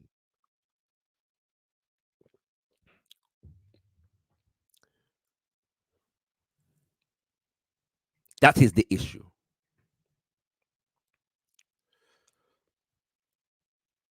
That is the issue. That reggae, dancehall, Afrobeats artists are preoccupied with finding success in an industry that is not controlled by us and therefore doesn't carry our cultural sensibilities and therefore is not designed to suit our cultural, geopolitical, and social interests. And the reality is that that even affects reggae music with all the message in our reggae music. And even reggae music has suffered from this. There's less revolutionary messages in reggae music. Be a one love. One heart, let's get together and everybody get together and black and white unite and fight. In our reggae music. There's less revolutionary music in our reggae right here now. Me I say so. But even reggae artists are consumed and preoccupied with winning the Grammy, which is success again defined by the Euro-American market. So how can the highest award in our cultural expression be an award provided to us by the colonizer, yet our music is going to successfully fight the colonizer system? It not gonna work. So Afrobeats now coming up has inherited that particular contradiction from all of the other forms of music, black music, African music that have preceded it on the international level. And until we address that issue there, we're not going to solve this problem. I hope brothers and sisters have heard what I have said. I hope what I have said makes sense. I hope that what I have said has been received in the spirit that it is intended, which is love for African people, love for Buju Banton, and love for African artistic expression. Brothers and sisters, the link is now in the chat for anybody who wants to come live and converse with I. Feel free to click the link. Yeah, feel free to click the link, and I'm going to go through your messages now. Now I'll be honest, brothers and sisters. There's a lot of messages. Yeah, there's a lot of messages. All right, in the chat. So forgive me if in advance if I miss some. Big up D1 Beats in the building. You know what, D1 Beats. I'm gonna have to forward for some D1 Beats at some point, you know, D1 Beats. Yeah. So I'm gonna holler at you at some point. Yeah, we gotta do something together. I'm with it. Yeah. But D1 Beats is a beat maker, brothers and sisters. You know what I'm saying, of a revolutionary inclination. So if you're not following D1 Beats, follow D1 Beats. I think I also saw brother Rakim Shabazz of Why is the Dome TV, and brother Rakim Shabazz is a curator of black music, named more specifically hip hop, brothers and sisters. And so we want to make sure the people them know them name there. Yeah. All right. I've started a few. I'm gonna try and get through the rest that I need to start. Yeah. And then I'm gonna start reading. All right. Again, forgive me if I don't get through everything. Soldier in a army. A long time the fool them want we. Send a bag of fly for swarm we. But them couldn't arm we. Cause Stephen Marley don't come one way. Say Gargamel take it calmly, so me move like a snake. System me at the earthquake. Them couldn't stop the dread coming no fake. They lock me in a bail. And talk about them not give me no bail. Me and my friend Josie Whale, man, a soldier on battlefield, man can't feel. Our style fresh white for them style steel. Them one we fi sink, but we ship just a sail. Go the Buju glide over shark and whale. Over evil, goodness must prevail. Come genuine, no bother with your fake heel.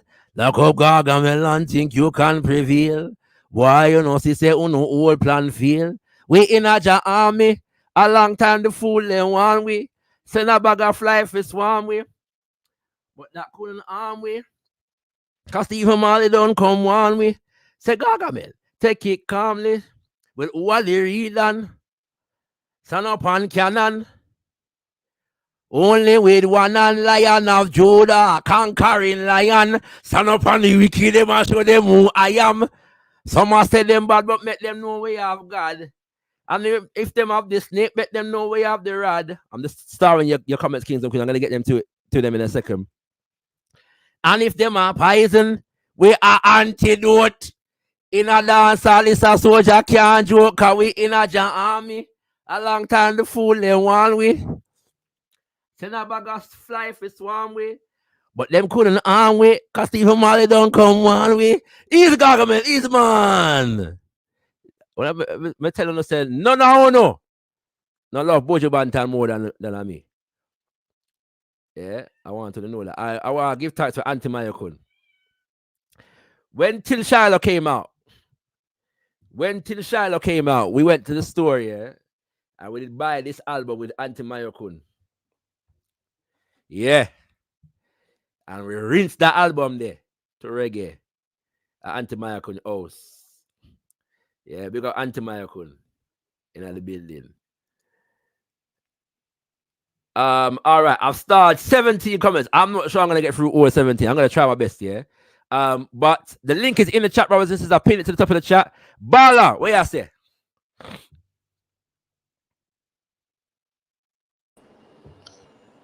When say baller like I'm bowling and that. Baller. Yeah, well, you know, call me a yardie, you know. But yeah, Bala, go on to Bala. Yeah, I missed the one or two bits and pieces, but I get the general theme, the topic, the conversation, and that. And yeah, man. Why? In the chat, I said something about how we develop markets develop naturally, innit? Yes. The music industry is much like the kind of artistic industry as well, are kind of artificial markets, innit? Because really music is a cultural expression, and is the demand for the continuation of a particular music genre or whatever comes from the people's culture that is established already. It doesn't come from boardrooms and people around tables deciding what market should flourish. So I think when we talk about developing African our own markets for African music or what have you, I think that's also a complicated thing, because we're in a space where we need to really and truly, we have the demand has to be there, but for us to activate the demand that's there, we need to understand that there is a demand and there's a need, and that need really comes from our struggle and our condition. If we can't all agree, if we can't agree that there's a need there, then no market is going to flourish out of anything that we're going to need. You know what I mean? So what 100%, bro. In the and give thanks for that reasoning, because that's serious reasoning.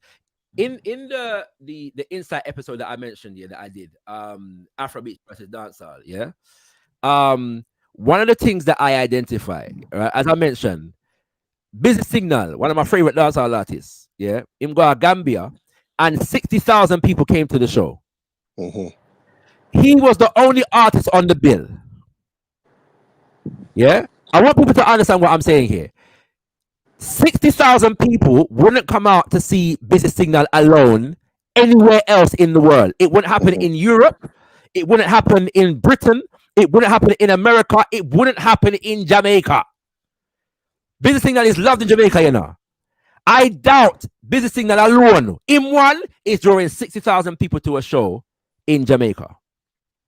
I want to know what when I say. So when we see that now, that should signal, if we understand that essentially what a market is people and the social relationships between people, that should signal to us, that there is the rudiments for an indigenous self-reliant market among the African diaspora, should we choose to effect it. But as you were saying, it takes for what do you say? Give me your wording again. To recognize the realization that that there's a cultural need for there's a cultural need for it. And what is happening at the moment is that our cultural need is being replaced by a commercial demand, a commercial aspiration. A commercial aspiration that is defined by a commercial industry that is heavily tied up with Bakramasa.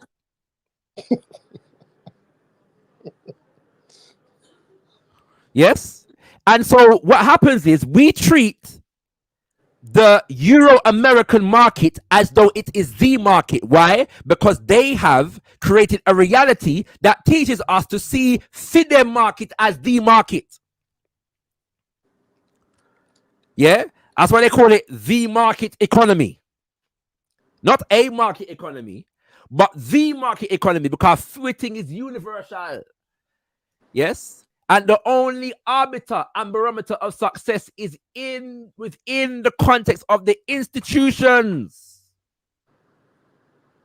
that we define. So we have to, and this is what I'm taking from what you're saying, Bala, we have to develop a market in which the cultural need is, the commercial need is subordinate to the cultural need. Yeah. And whereby the commercial need or aspiration is guided by the cultural need.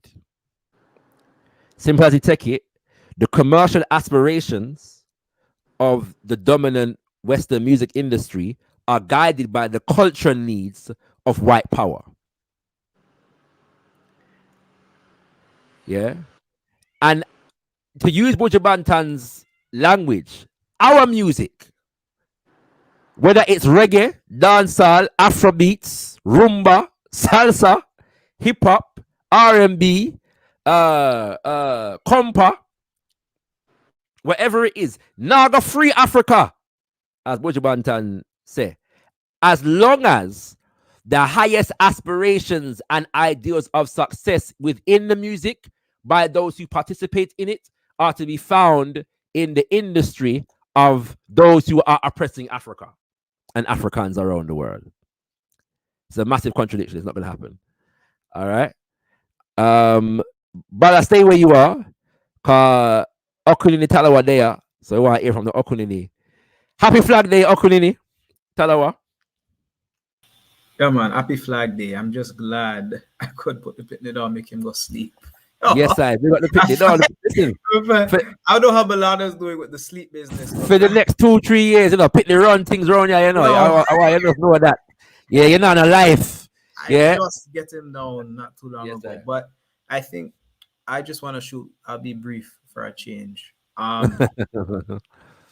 What if music artists are not tied just to making music, but other functional things within the society that gives them time to do the music what them have to make, and then a period where they can focus on their music? I think that might help us avoid the commodification trap. That's a thought I had in my head. That's just a thought. I'm not really thinking. It's just kind of impulse. No, yeah, said the right thing. I have a response in that, but me know say Bala, I gotta have something to say to that. So Bala, go on shoot, because we know say you like them talk there.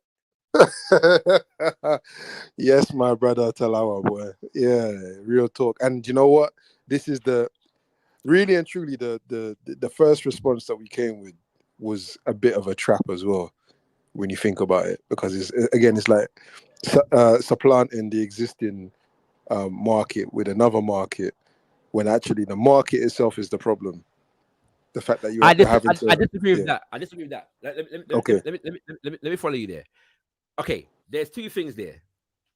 What Talawa said would be an aspiration for me. But in order to get to that aspiration, we have to deal with where we are at the moment. Agreed. Yeah? All right. So there's a road from Yasso to Deso. There is nothing fundamentally wrong with a market. Yeah? Necessarily wrong with a market.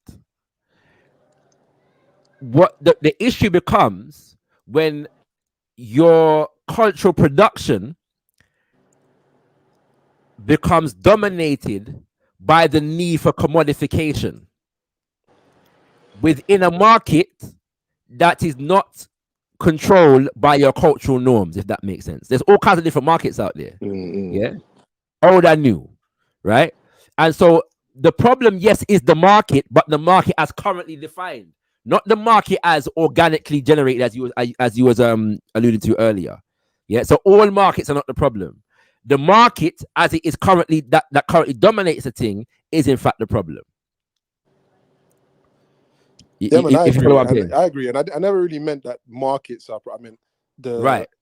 So, like, if our starting point is to supplant the existing market, and it doesn't move beyond that, then that's problematic. But you agree? Oh no, I agree with you. Yeah. I agree with you. I absolutely agree with you, because and to be honest, when any aspirations I've had about making music, or facilitating the making of music, and then you yourself making music, and anybody else that is of a Pan-African perspective making music, that isn't, doesn't have designs of huge commercial success and these type of things, Like we're not really thinking about the music as the major moneymaker in the way that Talawa just kind of expressed as well. Like it's an additional thing to our string to our bow, Right. but we're not going to be trapped by the need to commodify this thing that we've been gifted.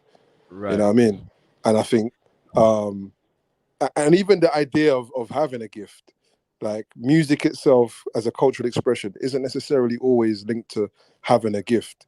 It's linked to being initiated into being able to express that thing. You know what I mean? And it takes it totally out of this market idea and just keeps it within the realm of culture. Of culture. Definitely. Culture needs to be the dominant feature of the thing. Ellery, my brother.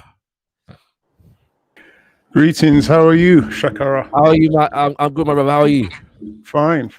I saw saw the title of the show, and it reminded me of a couple of TikTok videos I saw of Buju Banton and what he was saying. When I listened to what he said, some of what he said was true. Absolutely. That the music hadn't been used to uplift any of the people in Africa politically. That's true.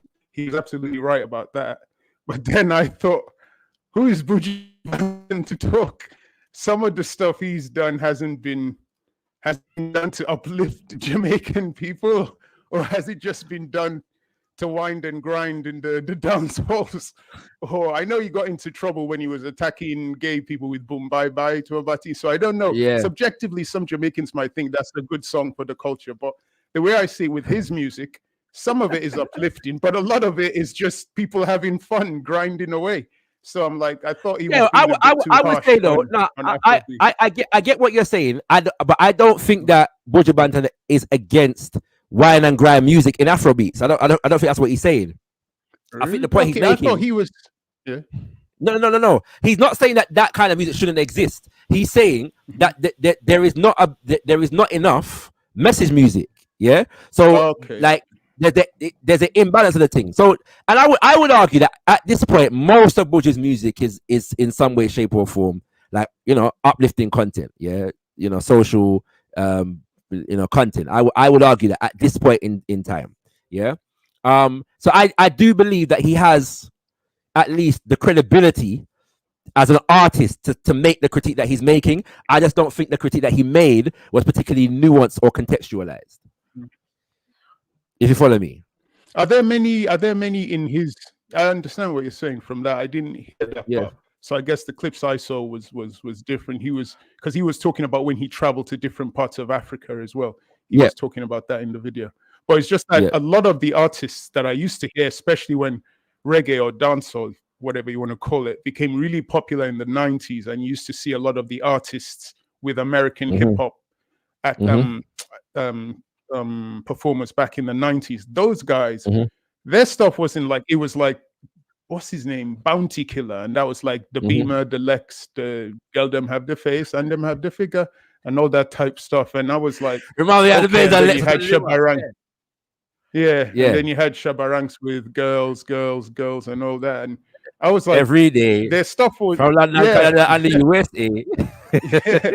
So I thought the music, but I don't know. I thought some of what he was saying made sense. I'm not going to be a defender of Afrobeats because I've always found it really bizarre compared to the stuff before, other stuff that exists in Nigeria. But if the younger generation love Afrobeats, good for them. It's their music. It's their generation. So I don't really have too much of a problem with Buju. I just felt that the nuance I don't think he was being as critical with, say, the other artists in his own genre for falling short of lifting. I think that's a fair. I think that's a fair statement to make. And I'm saying that partly because you raise an era, which is like the 90s, whereby a lot of those artists were being critiqued. Yeah, there was a term slackness, and slackness was basically a term used to define what ShakaRa was dealing with along with other artists.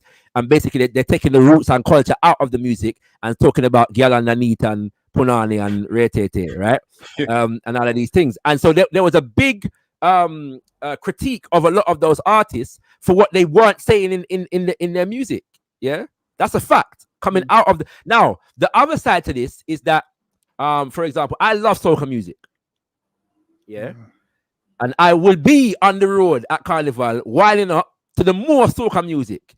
But the reality is that 9 out of 10 of the songs I'm going to hear on the road at Carnival are not going to have anything substantive as far as social commentary, politics, or anything like that. So you could take from that soca music as a genre and its related genres don't deal with geopolitical social issues. But soca comes from a tradition, if you include Kaiso, what them call Calypso, of social commentary. Yes? And when you look at, in the early 2000s, there was a subgenre called rapso that developed, yeah? That wasn't a popular music on the international scene, but it was people that were doing spoken word with soca music, and they call it rapso, rapping with soca music. Yeah, whereby they were carrying on that Kaiser tradition and talking about the social, they were giving social political commentary and so on and so forth. But unless you're exposed to that, you won't know about it. So you would think that soca music is just pure frivolousness, jump and wine up on girl and re te te te te. So the point I'm making is that it's necessary for us when we're making those critiques, especially if we know our own music scenes, to be conscious of the fact that there is, generally speaking, going to be music that is not as popular, that is being made on the underground, whereby people are addressing the issues that we're talking about, but they're not popular precisely because they are addressing those issues. When I went to Ghana for the first time in 2015, I'm gonna talk long, so I'm gonna come to your comments, kings and queens. By the way, the link is in the chat. The link is in the chat. So if anybody else wants to join us, yeah, to have some conversation, feel free to click the link pinned to the top of the chat. So them time the Afrobeats is popping, yeah. And but whilst I was there, I met an artist called Steve-O, yeah, and I can't remember the melody to the song, but he's from the north of Ghana, and they have an instrument. I believe it's called a bodakwa or something like that. That's what they told me anyway. And it's like a string instrument. And so they have a style of music that they play with this instrument. Yeah. Talawa, you still there, Ghana? Me wish, man. Me wish. Oh. Soon come back, but no. But I was there. You go to the art center? The Nkrumah Art Center. No. Well, it's near the Nkrumah Center, yeah. But up the road from the Nkrumah Mausoleum, there's an art center where you can buy all kind of different things, gums. And no, I didn't get to check it out. I didn't. Okay. Though I know which part you're talking. No, yeah. Right. So a lot of the man them in there, they deal with this music that I'm about to talk about. And there was an artist called Steve-O, and he had a song whereby he was talking about politicians, drinking champagne and eating kebab. Yeah, and he was comparing them and their eating habits and their drinking habits with the suffering that is going on in the rest of the country. But the music that he plays is not pop music in Ghana. You know what I'm saying? So if I look at Hip Life now and I'm just listening to Bisa Kide, even Bisa Kide has socially conscious music, yeah, or I'm listening to what's his name? The rapper. Why's his name got out of my head? Anyway, it'll come back to me. Yeah, I'm gonna think that music at Ghana don't have no social political content in there. But when I'm there, me see it at Guan. You know what I'm saying? So if you go to Nigeria, you're gonna find man, because I know some of these artists who are still doing Afrobeat like Fela was doing Afrobeat and saying similar things to what Fela was saying. You know what I'm saying? So yeah, we have to know these things. You know the majority don't want to listen to that though. That's the problem. And this is the point that we're making. So there's a thing about pop music, yeah, and how pop music produces the same kinds of thing, right? And in whatever genre it's in, it's designed to produce frivolous music for frivolous occasions. That's just the nature of the thing. It's the commercial beast at the end of the day. Yeah. Feel free to stay there, brothers. I just want to address some of these comments, yeah. And feel free to depart when you are ready. Once again, brothers and sisters, there's enough comments, right? So I'm going to try to get through all of them. But if you want your comment read out, please at Kimbunga Media. Some of you have added Got Kush TV, so we're going to take yours as well. So let's see. Imhotep is in the building, says, Seems like he feels like contemporary Afrobeats betrayed fellas type Afrobeat. All right. I'm glad you raised that. Yeah. Because one of the things that I did mean to do that I neglected to do, which I'm going to do, is bring you a critique from Seun Kuti. Yeah. Seun Kuti, youngest son of fella Anikolapo Kuti. We've interviewed him on Kimbunga Media before. We're going to be interviewing him again soon. So do stay tuned for that. Yeah. But he was interviewed by Akala some years ago. Yeah. And he was asked about this dynamic of Afrobeats. Give me a sec, family. I'm trying to find my way. Here we go. Yeah. Akala asked him, let me blow up this boogies, yeah. Because this is an example of what I mean in terms of nuance and context. Yeah. Akala asked Seun Kuti, you saw your family violently persecuted. And this is something that we have to understand. That when you're doing socio-political content in a place like Nigeria, in a place like Jamaica, whereby you are openly challenging the political establishment, it comes with consequences. And a generation of young people in Nigeria grew up watching the largest and biggest and most popular political voice in music, fella Anikolapo Kuti, in the 70s and the 80s, routinely beaten up and brutalized by the Nigerian police and the Nigerian government under the orders, by the Nigerian police and the Nigerian army under the orders of the Nigerian government. You have to understand that dynamic. Yes? Not only Fela Kuti, but anybody associated with him. They threw his mother out of a window and she later passed away from complications of the injuries. They beat up members of his band. They beat up and raped his wives, his backing dancers and singers. A generation in Nigeria grew up watching the most uncompromising anti-neocolonialism voice in the country routinely brutalized by the state in defense of foreign corporations and foreign governments. Akala asked, you saw your family violently persecuted. Where do you get the strength to continue fighting, to continue speaking out? Seun Kuti responds, from doing what is right. I am getting in trouble right now because some little boys with blood money from the Nigerian central government. I am getting in trouble right now because some little boys with blood money from the Nigerian central government are spending that money all over the world to play Afrobeat without a message. And I am saying you cannot call this music Afrobeat. It's probably one of the reasons why the S was added, yeah? So like Afrobeats. I play shows and they don't even let me finish. These shows are being locked off in Nigeria, in my own country, because I'm speaking politics. Sometimes it weighs you down, but most of the time I see it as fuel. I look at my father or my grandmother, or I look at Kwame Nkrumah, Che Guevara or Marcus Garvey, and I realize you cannot be positive and expect people to love you because the world is not positive. Do you think, this is Akala now asking, it is the role of the artist to promote change? Yes, absolutely. If you look at the French Revolution or the Civil Rights Movement, you realize that the arts played a big role. But now you must have this music. You have this music they are calling Afrobeat, whereas until a year ago, it would have been called Afropop. They are trying to use fella's name to do something he would never have approved of. Then Akala asks, is this a pattern?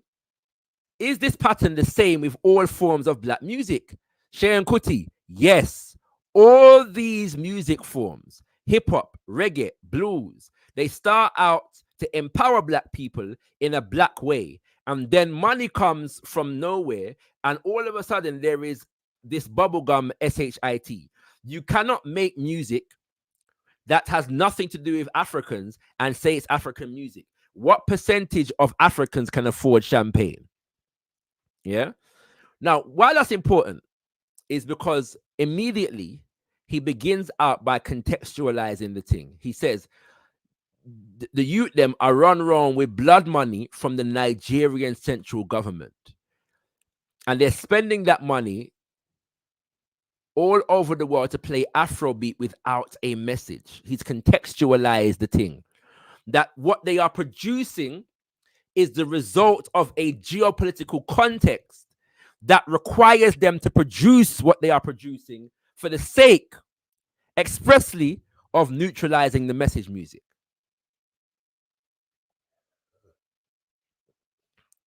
He goes on to highlight the fact that this is the same with every genre of black music. Shout out to Bounty Killer. Because Bounty Killer was asked, it was a different conversation, different to the conversation that Nori and Buju Banton had. And by the way, I should have said this at the beginning of the show. The whole interview is a very good interview. It's a very good conversation. Yes, I encourage one to check it out. All right. So do check out the whole conversation. It's a good conversation that they had. Yeah. Where it does obviously addressing the thing that hit the social media most definitively. Yeah. But his answer was basically stop pitting Afrobeat against dancehall. There's space for them both. There's no competition there. Yeah. And he said, I'm glad that Afrobeats now has a sound. Yeah. And something more enough really that he went on to say. All right. And I'm just putting up as an example again. Yeah. Mindful of, and I would hope that the Honorable Buju Banton will be mindful of the division that the industry, that the forces of Rome are trying to create within the music of the African diaspora, and that we could be able to challenge each other without feeding into that agenda and that narrative. Yeah. So give thanks for asking that question in my text, because it allowed me to just bring up the Shane Kuti quote and how he contextualized it in the context of the industry and the government and their intentionalities. All right. I think that's just a hailing right there. So we got Talawa. When you say the Afrobeats convo is take time with me, Anglo-centric one. You're here, Talawa. So what do you mean by this? So earlier you brought up the magic music industry and some of the magic background. System, yeah. Okay, magic system. Yeah, that's when I did ask that, because I was like, I was vaguely familiar with some of the points. So I was thinking, would you say that part of the reason with the Afrobeats discourse with Buju and them, that it's an Anglo-centric one? That's what I wanted to ask you. To a degree, because because I don't want to say English, because my known was singing English. But you know. Yeah. No. You're right. You're not wrong. You're not wrong. We got the Empress and the Prince. Good to see your faces. My sister, the liquor when I get you trouble. Him not asleep. Him not. I saw the thing go. But hey, Prince, good to see you. Yeah, man. So what we saying now? What was I saying? Yeah, I think you're correct to a degree. Which is part of the problem. Obviously, we understand music from from English-speaking West Africa more than we do French-speaking West Africa. Although French-speaking Africa does have a similar problem. I big up Kosu. So Kosu.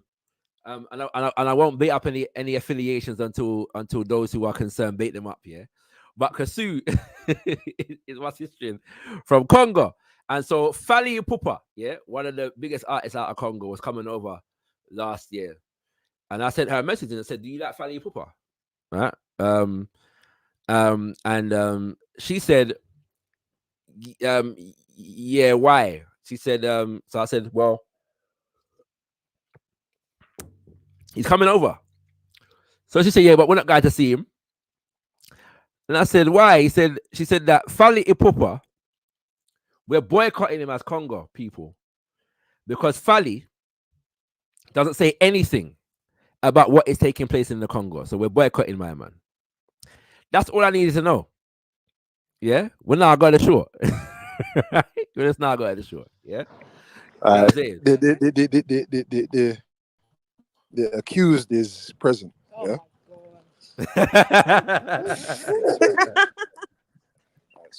Evening. Dig up, Cassie. Dig up. I just started listening. Sorry, and I heard my name. I was shocked. All right. No. What it was because you remember the conversation that we had about Fally Papa. Last year when he's coming over, and I said to you, if you wanted to go to the show, and you said that no, we're not there because he's not speaking up about what's happening in Congo. Yeah, most Congolese musicians are silent. Right. Not all, but most, and the biggest ones, I should say. Yeah. Yeah, you know what I'm saying. Yeah. Mm-hmm. So yeah. So I was just saying that a similar thing to what is being experienced in the English-speaking African world is being experienced in the French-speaking African world as far as artists are concerned. Okay. Yeah. Yeah. You know what I'm saying? No. Yeah. But yeah, big up yourself. Big up yourself. Big up. We got the prince. We got the prince. You know what I mean?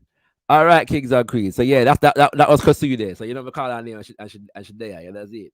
All right, let's go on to. So yeah, I will agree that it is Talawa, but also that there's a shared experience there, and that one of the things that we need to do through the music as well is to cross that language barrier. But we'll see how we can do that. You know what I'm saying? We'll see how we can do that in the future. You know.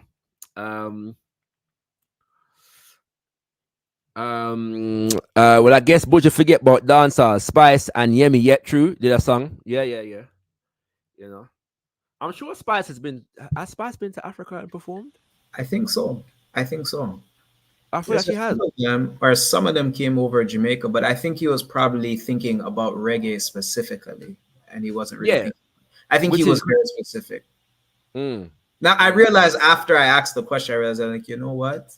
He's probably just means reggae, and he's not really thinking about dancehall. Which is everybody in the comments think about dancehall, but he's just thinking about reggae specific, I think. But that's the point, because I feel like if you're comparing Afrobeats to anything, you need to compare it to dancehall, and not reggae. Like compare Afrobeat fella, compare fella to Bob Marley. You know what I'm saying? You know what I mean? And Peter Tosh, like don't compare Skitty Bang. You know what I'm saying, to fella. It's not gonna work. Right, you know what I mean? That's a good one. It's not gonna work. You know what I'm saying? Like, shout out to Miss Amelia. Thank you very much for the super chat. She says, great build as always. Buju mentioned reggaeton too. I think he was conflating issues from reggaeton and Afrobeats. I'm not sure. I think that he was dealing with something. They go on later on in the interview to deal more with the reggaeton thing. Yeah. So yeah, he was raising a specific point, and there is a significant issue. But at the moment, let me say this though. There's a specific issue in reggaeton with the reproduction of a specific rhythm that comes out of dancehall. Yes, and the fact that the people that made that rhythm have not been sufficiently remunerated for their production. That's one issue. And there's a lawsuit out there right now in relation to that issue. Yeah.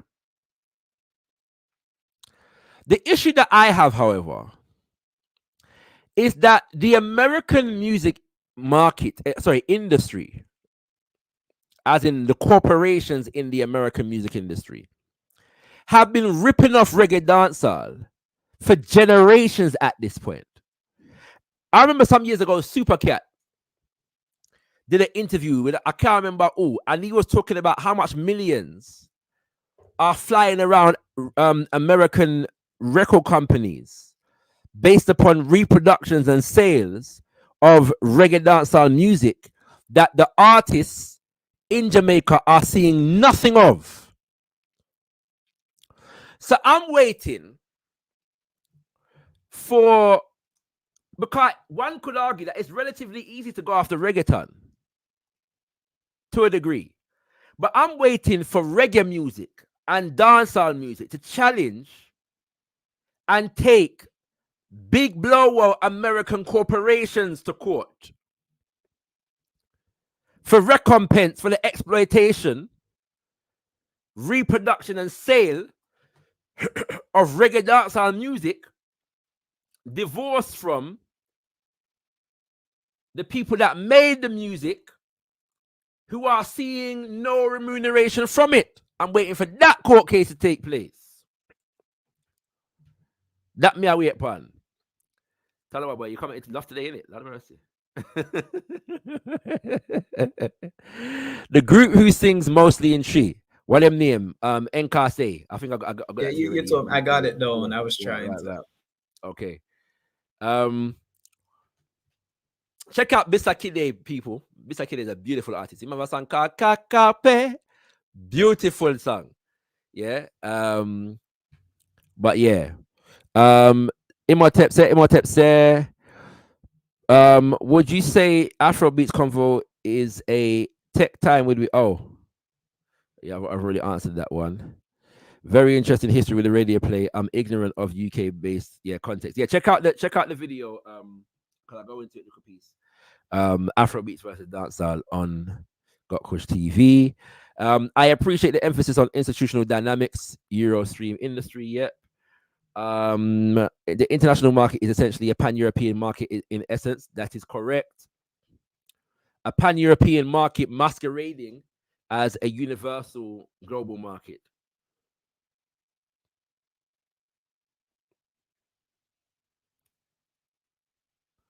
But dancehall struggle for radio play in JA. This is a funny one. Yeah, because I have to jump you on this one because when I did go Ghana, I was like, I hear, and I'm not even running a joke. I think you know what I say. You hear more dancehall when we did Ghana than when we did Jamaica. All when we go in a taxi, them play African for American music. They not really play. Yeah.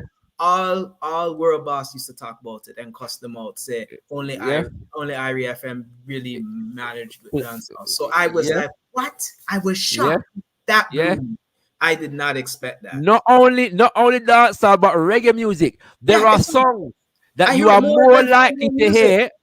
May I tell you, there are songs that you are more likely to hear on the radio in Ghana, as far as reggae music is concerned, than you are to hear them on the radio in Jamaica. Even dancehall, I was like, this is no, you're right.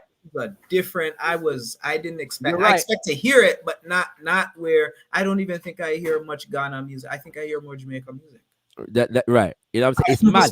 It's neck and neck, if not. Yeah. It's no. Ghana love reggae music. Yeah. Africa love reggae music, really. But right? I don't know if Nigeria would have gone the same. But I don't reach Nigeria yet. But is Nigeria similar or? I can't speak from experience. Okay. But I do know that reggae is big in Nigeria. Watch the documentary this season on Netflix. Yeah, there's a documentary series called Afrobeats, the backstory. Watch it, and you will see artists from Nigeria saying, "Yeah, reggae and dancehall we did I listen to." Yeah, and absorbing the influence in terms of what we produce, in terms of what becomes known as Afrobeats. Yeah, you will hear them. I say it. But I listen to the artists that I've mentioned. Listen to Timaya, listen to Tubada, listen TikTok, yeah. Batman, who's now known as Samini, yeah. A lot of them Damn Driver, Mad Melon and Mountain Black, yeah. These are artists that are coming out of the region. Like early 2000s, 2010s, and so on and so forth. You're gonna hear a whole heap of reggae dancehall influence, yeah, among them, and they do speak to it. You know what I'm saying? In Nigeria, it come in like England tell Jamaica radio, yeah, you know, so the thing go. D1 Beats, Kimbunga, in other words, competing for white man's money.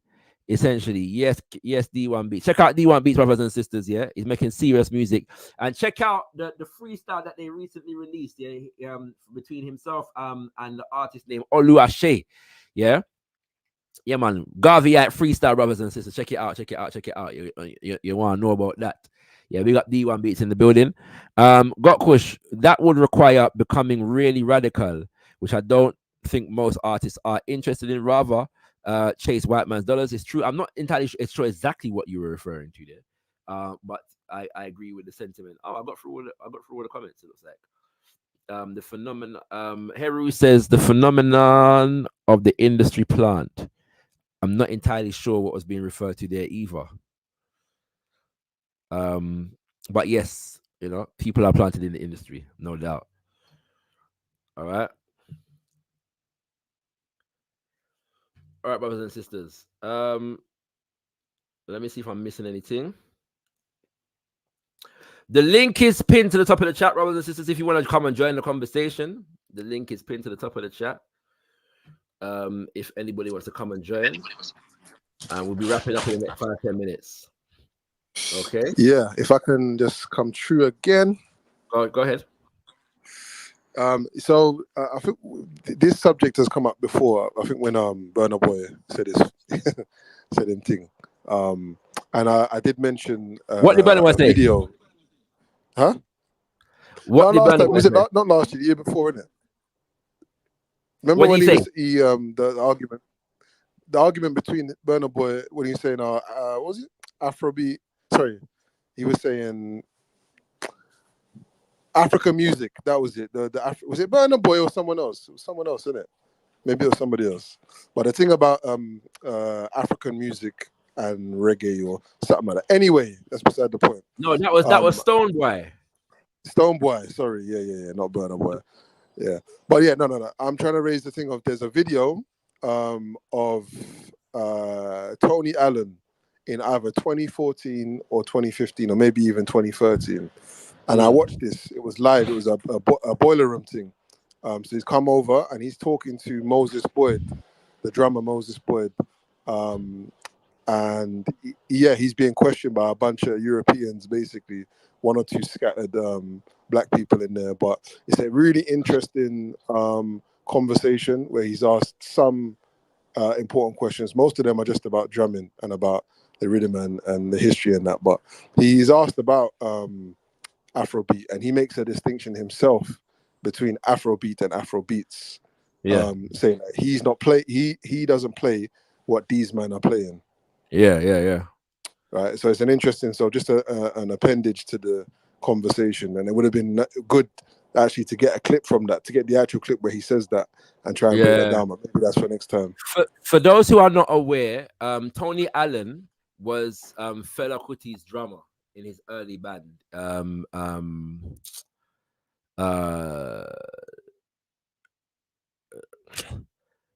Nigeria 70. Yeah. Band. Sorry, Africa 70, not Nigeria 70. Yeah. Band. Very important. Man.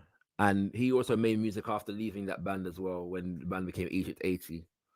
Very, very important artists. Yeah. So we Mojuba, the ancestor, Tony Allen. But yeah, if I've got the video, but I don't know exactly where it is, so I can't. I ain't got time to search for it. But yeah, another day we'll go through that. Yeah. Well, the question did arise a little while ago about genre, right? Who defines genre? When genre, like what the transition between genres is. I mean, I can't tell you when blues became soul, or I mean, it's an interesting examination to understand the differences between genres and the designations that go with them. Because I'm even thinking about that, what I'm saying, and how that gets commodified as well. Where there's genre, like in terms of marketability, is that where a designation of a genre comes into play? I do remember during my studies them talking about desecration, or saying something that is going to offend a particular, like say like the Christian belief or whatnot, and then that's when the idea of authorship comes into play, because you got to basically blame someone for the effery, right? And so therefore there's a price on the material, so to speak. when did we start to name our genres and why? Yeah, it's an interesting it's an interesting one. Like I've never wanted to have a problem with naming a thing. It's more about the context for naming it, and for often what happens is within the context of the commercial music industry, the name is designed to facilitate commodification, and that therein becomes the issue. And I suspect, well, because I remember when this first dichotomy between Afrobeats and Afrobeats was coming up, and I kind of agreed with it, yeah, to a degree, because I wanted to keep what Fela created, yeah, you know what I'm saying, intact, as a form of message music, if that makes sense. I agreed with Shayon in that regard. But at the same time, I'm of the opinion, like that, as Fela Kuti says, music is a weapon. Yeah. So given the context of African life at this moment in time, music has to be, as Fela Kuti said, for revolution. And that command and that vocation is not exclusive to one genre of black music. Yeah, in my humble estimation. You know, and it shouldn't be. Yeah, given the realities that you face at this moment in time, that all of our music should be capable of carrying a message that speaks to our upliftment and our empowerment. And to the extent that there are examples of Afrobeats artists that have done that, I've given examples today. Yeah, to the extent that those examples do exist, it suggests that those examples can be increased. And there is unrest in Nigeria at the moment. Yeah, and so who's going to create the soundtrack to that movement? That's the other thing as well, you know, brothers and sisters. We often expect artists, the artists are going to reflect what the people are reflecting at a moment in time. Yeah. Revolutionary music is the product of a revolutionary movement. It is not the other way around. So we're talking about reggae music. Reggae music is what it is and is able to sustain itself as message music. Why? Because there is Rastafari. And whenever Rastafari is strong, there is more message in the music. Because the movement is what preserves and perpetuates the message, because the movement provides principles for the people that go beyond commercial value. Yeah. So we have to be mindful about putting things on the artists outside of the context of a movement and a social analysis of the people at any particular point in time. If we want more, go on. I was just saying, I'm reminded of is it the opening to We Are Black Star? Is it the opening? Most Def, when he's talking about. No, it's the opening to it's the opening to Black on Both Sides, his solo album. Oh yeah. It's the opening to Black on Both Sides. What does he say? Can you remember? He says, I'm tired of people. No, maybe not saying I'm tired of people. He said everybody asking me what's gonna happen with hip hop. And he said, you know what's gonna happen with hip hop? Whatever's happening with us. Mm-hmm. Yeah. We are hip hop, me, you, everybody. Yeah. You know what I'm saying? I believe that's what you're referring to. Exactly. Right. You know what I'm saying? So whatever's gonna happen to the music is what's happening with us. Yeah, in that regard, brothers and sisters. Yeah. So I want to say, as I said at the beginning of the show, yeah, and I want to confess that the title of the show, Why Buju Banton, is slightly wrong. It's a bit of hyperbole on my part, right? It's a bit of provocation, yeah, on my part. I had a vibe to name the show To Buju Banton With Love. Right? But it occurred to me, yeah, we have to play the game sometimes, right? It occurred to me that the commercial value of Why Buju Banton is wrong, or slightly wrong, may have yielded more eyes and ears on the show today. So we do understand that vibration and the utility of playing into that dynamic here and there. But when we got you here now, we have to make it clear to you that we don't say what we are saying to attack Buju Banton in any way, shape, or form. Yeah, as I said at the beginning of the show, Buju Banton has made some of the most impactful music of my personal life, and nothing can take nothing away from that. And so we want to appreciate the work that Buju Banton has done to stay true to bringing a message in the music. We want to give thanks for all the ones that he has inspired in doing so.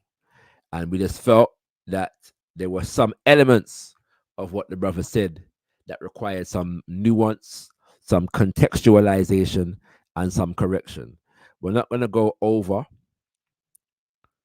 everything that we went through. If you come late, you have to go back to the beginning of the show and take in the reasoning from there, sir. Yeah. And see what we did say. All right, brothers, I'm going to wrap up the show now. So give thanks for your presence. Give thanks, Talawa. Give thanks, Bala. Give thanks to Ellery. Give thanks, Kushti. Yeah. Give thanks, Sister Amma and the baby. Give thanks to all those who commented for their comments to be read out. Give thanks for all those who tuned in. Give thanks to all those who utilize the chat. Give thanks for all those silent viewers. Give thanks, give thanks, give thanks. So once again, brothers and sisters, I hope ones and ones appreciate the rundown, the history, the explanation, the contextualization, the nuance, and where there was correction. I hope people appreciate the correction. Yeah. As I said before, please do go and watch the entire interview. It was a good interview. A good conversation, and if you are an appreciator of Buju Banton music, there is much that you will get and learn and appreciate from the conversation. But obviously, this thing, this subject did hit, the social media, and I'm very sensitive to the issue of diaspora war, brothers and sisters. I am entirely sensitive to the issue of diaspora warfare. And so Papa Garvey said, let no propaganda against the race go unanswered.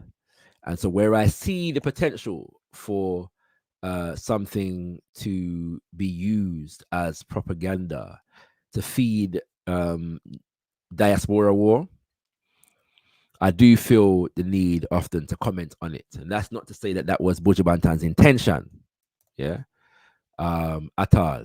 But as I said, I felt like some of what he said may have fed into the diaspora war dynamic in relation to dancehall versus Afrobeat energy and vibration. Once again, brothers and sisters, I give thanks for your listening ears, your viewing eyes, and your considering minds. Do stay tuned for more from Kimbunga. If you are not subscribed to Kimbunga Media, subscribe to Kimbunga Media. And do share this conversation far and wide and utilize the comment section after the video done. And on with that, on this Flag Day, the anniversary of the establishment and the inauguration of the red, black, and green flag as the flag of the African nation. We say 10-9 wide, be thankful unto the Mother, Father, creative life force of the universe. Kudzai Muzimu Mukulu. We give praises unto our great ancestors. Abibi Tumi, Abibi Fahodie, African power and African liberation for all African people. Ashe, Ashe, Ashe. And so one of the things that, we must push, all of us, is this fundamental question of the global nature of our African identities. That we stop, to see ourselves as Nigerians and Gabonese and, Ghanaians and Congolese and all these other nonsensical identities that we have. But But not just that we talk about them like we're talking now, but that it's actually, embedded in our spirits, in our psyche, and in our approach to our work. Because those of you, who are on the continent know that we face, this crisis of religion, this crisis of ethnicism that is tearing us apart. And the only solution to that is going to, to start to address things and see things as a global body. And that when we speak of a Federation of African States, we're not just referring to us on the continent, but that we are coming to the table with all of our power. And our power means the millions of Africans in the diaspora. That there's that clarity of understanding. So it's not something we just talk about or we preach about, but that we actually begin to implement. New era, new transition.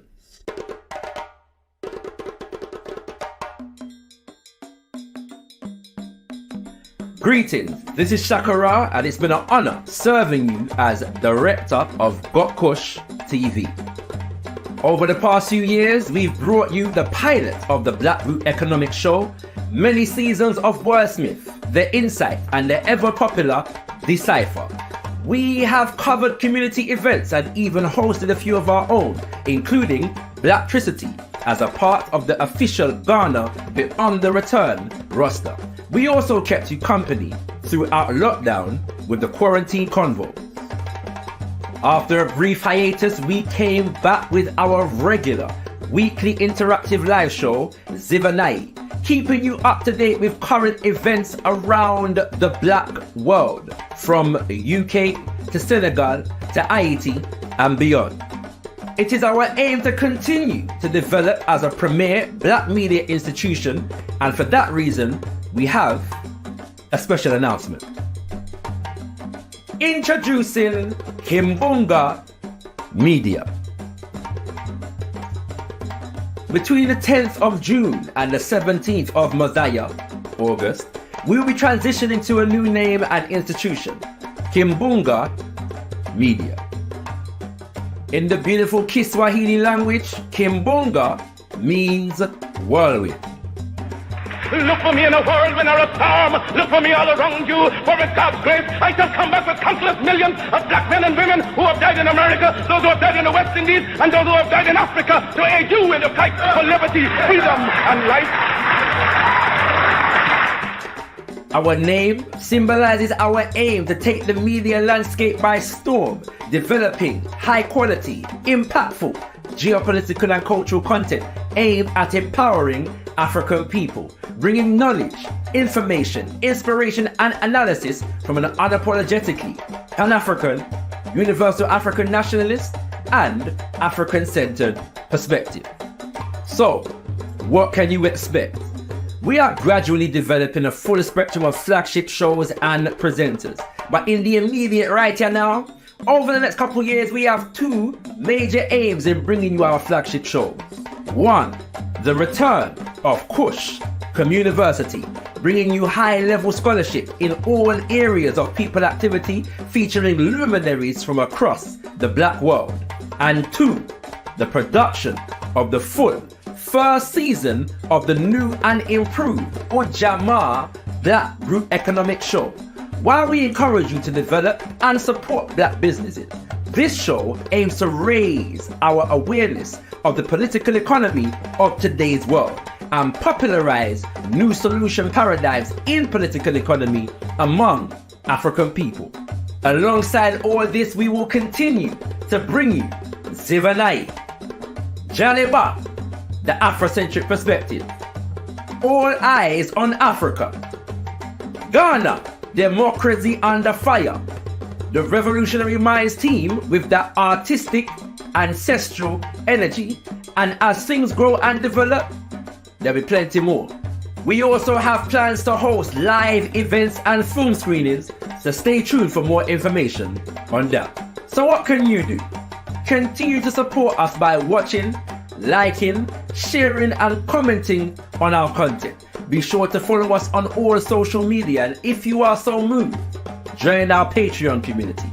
We'll be sharing flagship shows exclusively with our Patreon community before general release and granting you discounts to events and future screenings. Right now, if you become a Patreon, you will have access to the pilot for the Black Group Economic Show and all installments of last year's Black History Month series, Sankofa, The Future of Black History.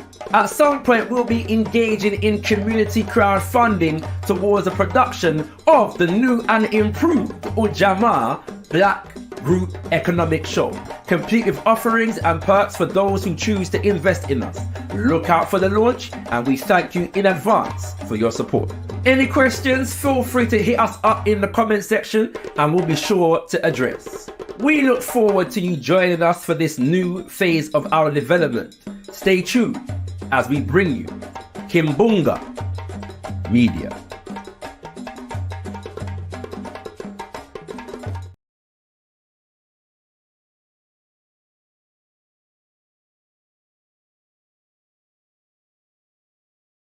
Black people, we've got to fight. Jean Petro, you see us. Oguo, we've got to fight. Let's go fight. Oh, Black people, we've got to fight. Zumbi, you see us. Oh, we've got to fight. Let's go fight. Oh, Black people, we've got to fight. Yes, Santewa, you see us. Oh, we've got to fight. Let's go fight. Oh, Black people, we've got to fight. Bookman, you see us. Oh, we've got to fight. Let's go fight. Oh,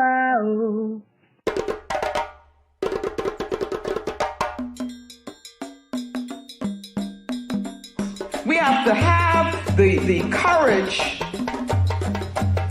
to construct our own reality. And that's what Garvey was talking about. Because he said he looked around, he didn't see what he thought should be there, and so what did he do? He didn't get depressed about it. He didn't get defeated about it. He said, I'm gonna build the government that we need to have. Ooh, where do you get that kind of boldness from? So we gotta go all the way back to Garvey, who said he would come again. He said he would be here with us, no matter how long it took. And I'm telling you that the way he comes back is in our work. Not honoring him in words, pomp and all of that stuff, but honoring him through doing what he did. How many of us have the courage to do that? The man took on the world for us and in our name. And then we come to Sodai. And in this presentation of the paradigm, I'm going to make this like what it is we want to reach. So Sodai is translated clear word in Dogana language. And I use it to mean that here we gain understanding. This is sight with understanding. And it is seeing beyond what just we think we see with this physical thing. It's seeing beyond that. And so we gain vision, because that's what vision is. With vision, you've got to be able to use the imagination informed by the African spirit. And Brother Amos, who I work very closely with, was a good friend of mine. He taught me, and he would talk about imagination. Image a nation. Do you see? But that's got to be part of vision. To be a visionary, you got to see beyond this box here. You got to see beyond the ma'afa. You got to see what is it that our people rightfully should have, and that's what Garvey did. Garvey had a vision.